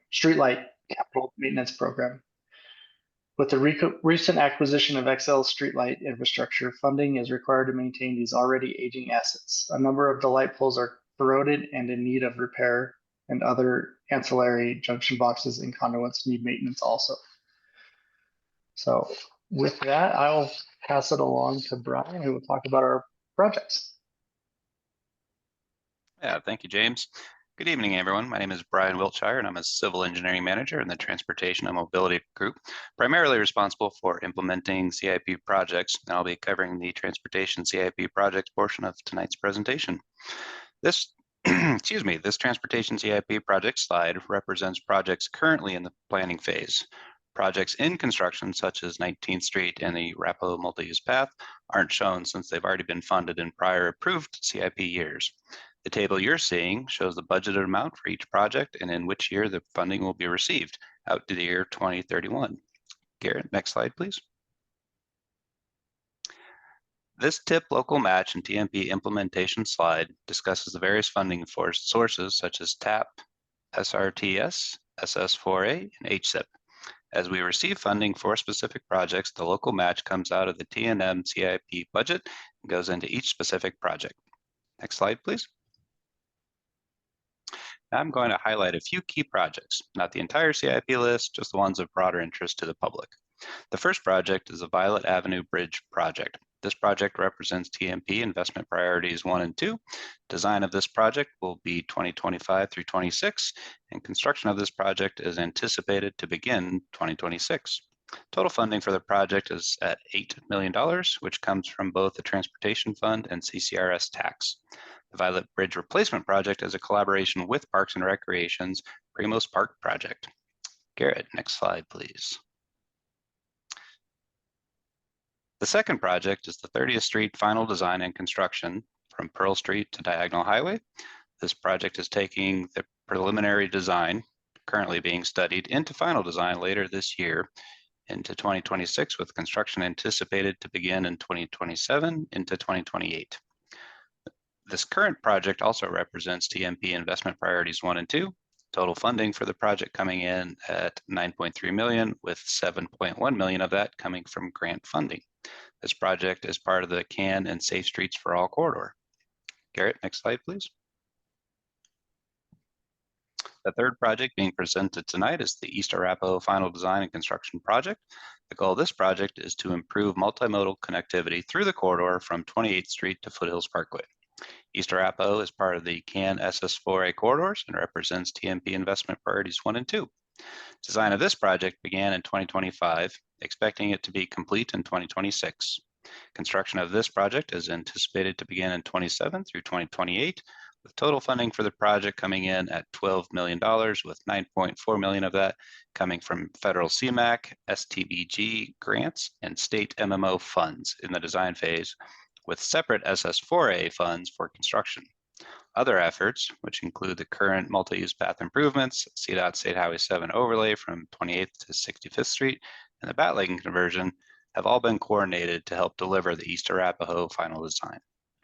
Next slide, Garrett. Next up is the Sumac Avenue Reconstruction Project. This project is considered capital maintenance and enhancement that will reconstruct Sumac Avenue, including drainage, new sidewalk, new pavement, curb gutter improvements from Broadway to 19th Street, which is also currently in construction. This project represents TMP investment priority 1. Construction of this project is anticipated to begin in 2026. The budget for the project is at $4 million, with funding coming from both the City Transportation Fund and previous annexation agreements for residents along Sumac. The city is advancing the creation of a local improvement district, which would then create assessments as a means of collecting payment for the annexation agreements. The creation of the local improvement district requires an ordinance from City Council, which is scheduled to take place this fall. Next slide. Another maintenance project is the Folsom Bridge Deck Replacement Project, also considered capital maintenance. This project represents TMP investment priority 1, with construction of this project anticipated to begin in 2028. Funding for the project comes in at $5 million, which comes from the Transportation Fund. Next slide. The last project is the South 30th Street from Colorado to Aurora design and construction project. The goal of this project is to improve multimodal connectivity through the corridor from Aurora to Colorado, which was previously improved as part of the 30th and Colorado Underpass project completed in 2023.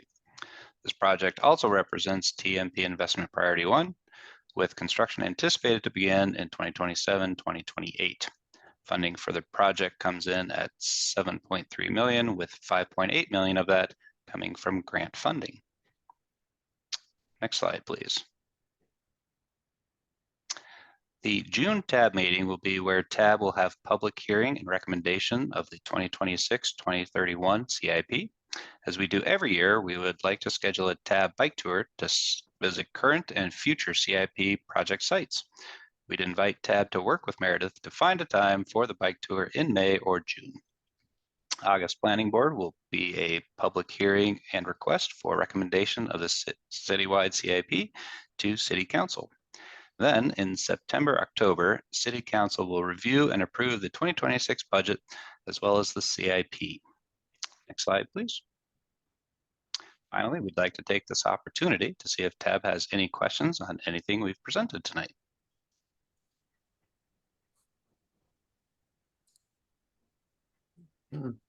Thank you so much. That was an amazing presentation. And yes, to all my TAB members, please join our tour because it's an incredible opportunity to see all the things that are being worked on and the future projects. And it's really, really a great opportunity.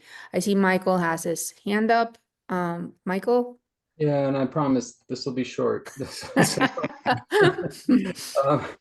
We'll take your word for it. Yeah, no, one of them is it's just a dumb lawyer question. Like I was looking at the estimates. Well, the overarching question is when we get estimates of what particular projects are going to cost, I personally would find it really interesting to understand like what the breakout is, like, you know, what's material, what's design costs, those kinds of things. So I could have a better sense of like, you know, where the city's money is. I mean, I know it's a project that's important, but you know, what are the aspects of that project that are driving the cost?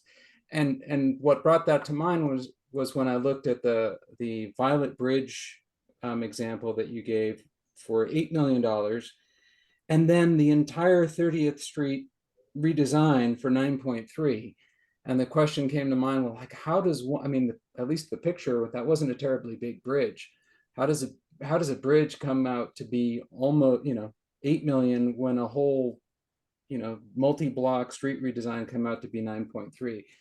I realize that's, you know, me just not knowing traffic engineering and construction stuff well enough, but I'd like to get educated about that, and maybe some of these materials could help with that. Doesn't need to be now, right? Sure.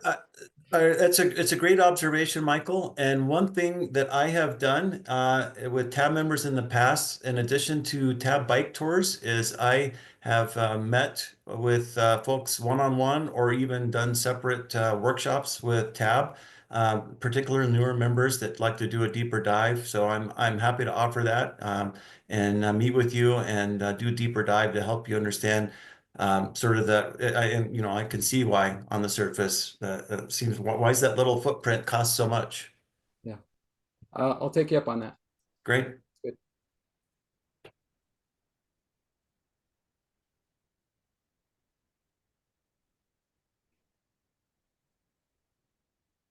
So I'm sorry, I have like a bizarre connection here.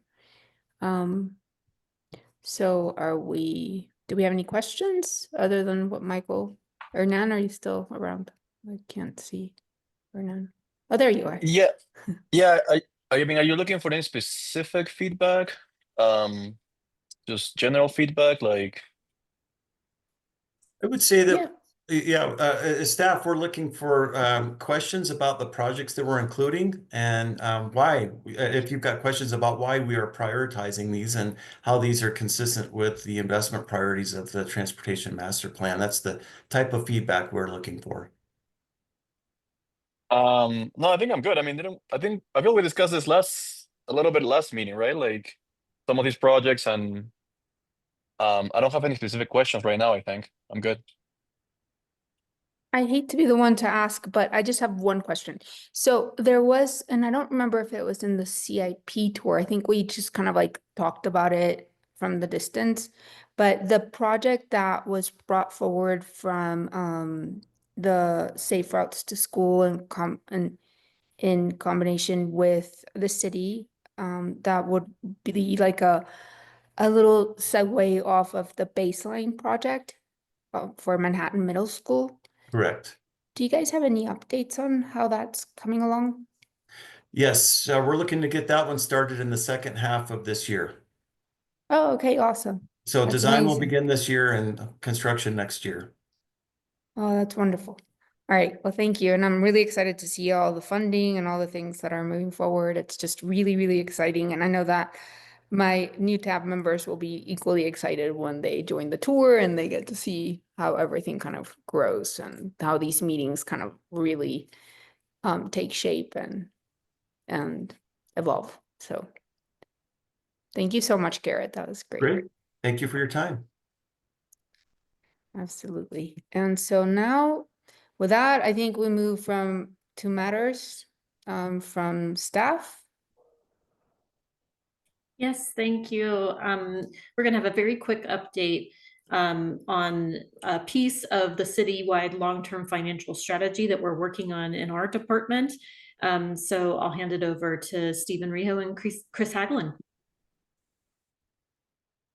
I'm going to share my screen.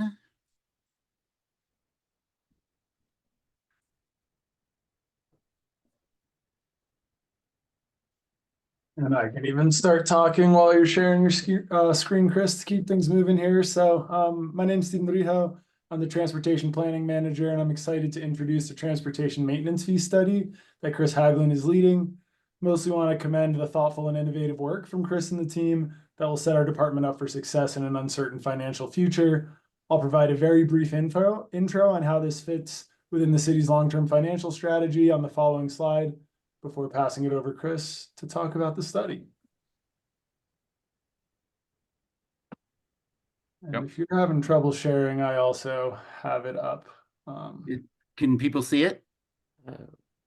I cannot as yet.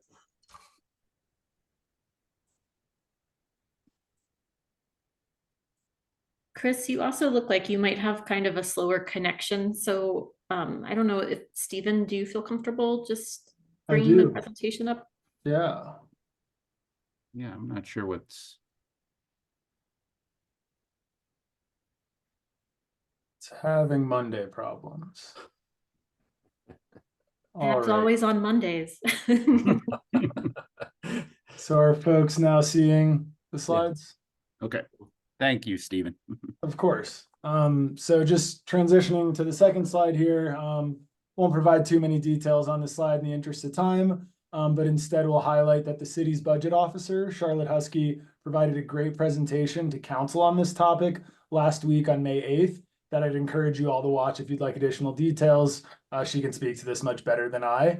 The one thing that I will note on this slide is that this effort aligns with the long-term financial strategy that the city's budget office is leading, highlighted by that green arrow. As you've heard about earlier in the CIP presentation, as more and more of the transportation fund goes to maintenance each year, this limits our ability to work on enhancements, which we've heard are very important to the community, this board and council. So with that, I'll hand it over to Chris to speak to all his great work on the transportation maintenance fee study. Thank you, Stephen. Next slide. All right, so what I'm here tonight to do, and once again, Chris Hagelin, Principal Project Manager. What I'd like to do is just explain a little bit of the background, but really this is just an update to TAB to let you know that we are conducting a study to look at a potential new transportation finance mechanism, typically referred to as the transportation maintenance fee. So I want to go over kind of the background of why we're looking at this particular mechanism, a little bit of background and history, and then kind of go into our current fee study. But this is a long and winding road of transportation funding. We've been doing this for a long time, but we're at the point now where we certainly need another mechanism to increase revenue for the city's transportation department. Next slide, please. So why a transportation maintenance fee? So way back when the Blue Ribbon Commission in early 2000s recommended that the city transportation department diversify its funding stream. As you heard in our presentation, we are primarily dependent on sales tax revenue. Unfortunately, sales tax does not keep up with inflation, and we have seen declining purchasing power over the last couple decades, which means our dollars go less far, and we're not able to maintain our infrastructure at the levels that we need to before we start running into trouble. Instead of having resurfacing a road, we've got to rebuild the road. And again, this is about balancing that maintenance versus enhancements. Our transportation assets are one of the most valuable assets that the city has, and we need to maintain them properly. But we also need to expand our system and enhance our system to meet our transportation vision. Next slide, please. So way back in 2004, Blue Ribbon Commission said, hey, you need to diversify your funding. In 2009, we had a funding report that looked at a variety of different funding mechanisms. We went into evaluation mode from 2012 to 2014. We looked at 60 different funding mechanisms at the beginning and kept on narrowing down to which was the most appropriate ones for our city. In 2018 and 2019, we had a funding working group that made up of stakeholders from across the city who pointed to the transportation maintenance fee as probably the most viable mechanism to increase our revenue and provide adequate funding for our maintenance. We were kind of set to move forward with it, but then COVID hit and we had to pause. But right now we're bringing it back to the front burner. Next slide, please.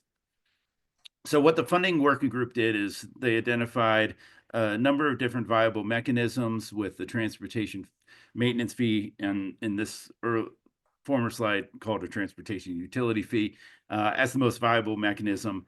The most important thing about a maintenance fee is that it is predictable, it's reliable, it's scalable. It can be enacted by council and focused on maintenance. That additional revenue can be used on maintenance, thus freeing up other funds for enhancements. Transportation maintenance fee is something that is used in many other parts of the country, many other municipalities. Essentially, it is a fee that's assessed on residential and commercial properties that raises money to go towards maintenance. It's typically based on things like vehicle trip generation or frontage on public right-of-way as a means for assessing individual properties of what they would need to pay into the fee. Next slide, please. So right now we're in the middle of a transportation maintenance fee study. A fee study is required anytime you're looking at enacting a fee. The purpose is to establish that legal and rational nexus between who pays the fee, how much they pay, and then what is the benefit they receive from paying that fee. We estimate, we look at the estimates of cost of implementing a fee program as well. So anytime you're introducing a new finance mechanism into the mix, it's going to take more staff time to manage that program. So we also have to look at how much would it cost to implement a fee program and maintain it. Our goal is to include a maintenance fee in the 2026 budget process that begins in June. So we have that fee study that's going on right now, ending at the end of May, so that we can include it into the June study budget process. It is, as I mentioned, a fee can be enacted by City Council. It's paid by residential and commercial properties. We can also index the fee to construction cost inflation. So the fee would go up as things like concrete or rebar or asphalt prices go up. And as I mentioned, the rates are based on land use size and the allocation factor, which we're looking at trip generation. So how many trips does a property generate? What is their portion of the total trips? And that's what we use to assess a fee. Next slide, please. So this is a legal mechanism in the state of Colorado. It was tested all the way to the Colorado Supreme Court by the city of Fort Collins. And that fee is focused on maintenance. It is not focused on the case that went to the Colorado Supreme Court is not like based on programs or enhancement. It is based on maintenance. It ended up, the city of Loveland implemented a street maintenance fee. Theirs is based on frontage of public right-of-way, and the revenue is used just to maintain pavement and markings. So that is what we're looking at in terms of the finance mechanism, and it is legal in Colorado. Next slide, please. So what we're doing right now is the fee study. So the tasks of that study, first of all, it's collecting all the data on all the different parcels, the land uses, the size, and then we look at the transportation demand factors. In this case, we're looking at trip generation. We also look at the maintenance costs that would be recovered and and evaluate different allocation methodologies. And then the fee study is presented, and we can use that to provide that legal and rational nexus. And then we're also, as I mentioned, looking at what is it going to cost the city to implement a fee program. Next slide. And that's it, I guess. So really just an update that this is a new finance mechanism that the city is considering.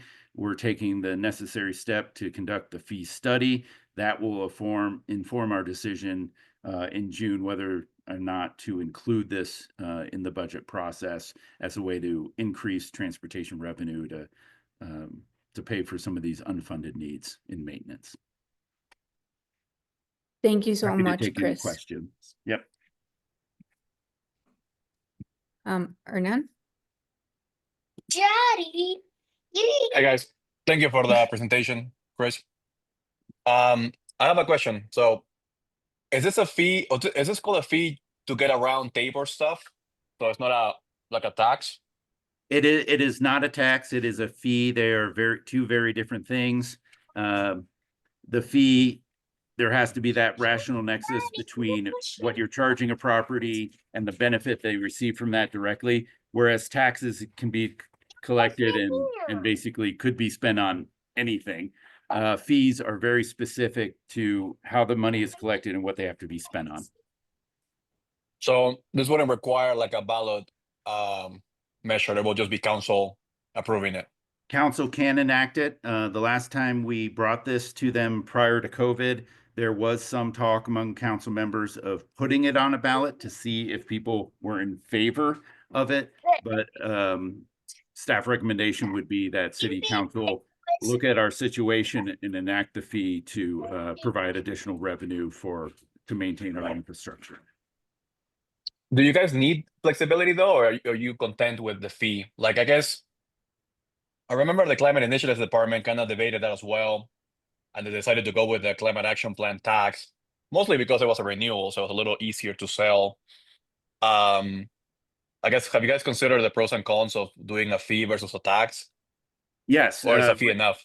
Yeah, we have looked at that. As I mentioned, this started in 2009 with the funding report and has gone through many different stakeholder groups, funding working groups. And the conclusion was that a fee based on maintenance specifically would be the right pathway to go down. It's legal in the state of Colorado. It provides additional funding. That funding would be dedicated to maintenance, but of course, anytime you raise the funding amount, you're essentially kind of freeing up some other funds that you can use on those types of enhancements. And I'll just add on to that, what I think is also important to consider is this is just one piece of the overall financial picture for our department. It wouldn't cover all of our needs. It would just cover, a percentage of our total unfunded need and underfunded need. And I'll mention that last week at City Council, they advanced, for staff to continue looking at a couple of ballot measures this year. One would be the extension of the CCRS, Community Culture Resilience tax, sustainability tax, that many departments can avail of, including transportation and mobility, as well as a new public realm tax, which would kind of expand on the tax that's currently a dedicated tax for parks. And so there are many different strategies that the city is pursuing at a high level, and this is just one piece of that we can advance at the department level. Okay. And just one more thing. You mentioned that the usage of the fee is new, right? Are you guys expecting a challenge, like a legal challenge at all, or is that like a long possibility, like far away possibility? Well, there could always be legal challenges to a fee. Someone could say they're not being assessed properly or assessed too much or too little, or there's not a rational nexus between what we're charging and what they're receiving. So that is why we're recommending going with a transportation maintenance fee, which has gone all the way up to the Colorado Supreme Court. It was given the okay to do that. And so we're trying to limit our legal chances. exposure. Okay, sounds good. All right, thank you. That's all. Yep.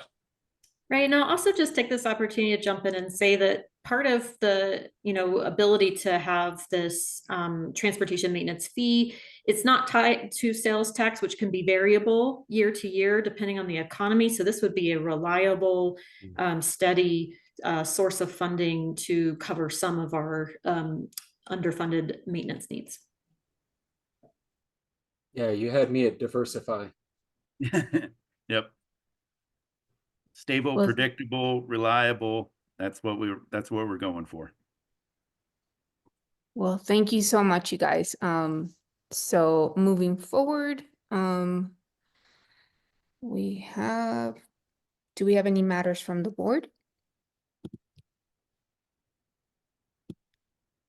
So I was told that earlier, we did not approve the April minutes, and so we need to go back and do that.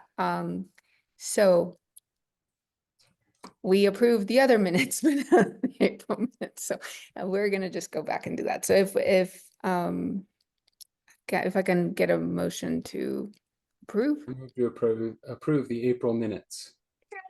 This is minor, but I became a citizen in 2019, not at 19. I don't know. I mean, I don't care. It doesn't matter, but I was reading through them and I was like, I noticed that jumped to me. Thank So you. now So page 1, it says became citizen age 19. It was 2019, not 19, not age 19. Just something minor. I don't know. I will make a note of that.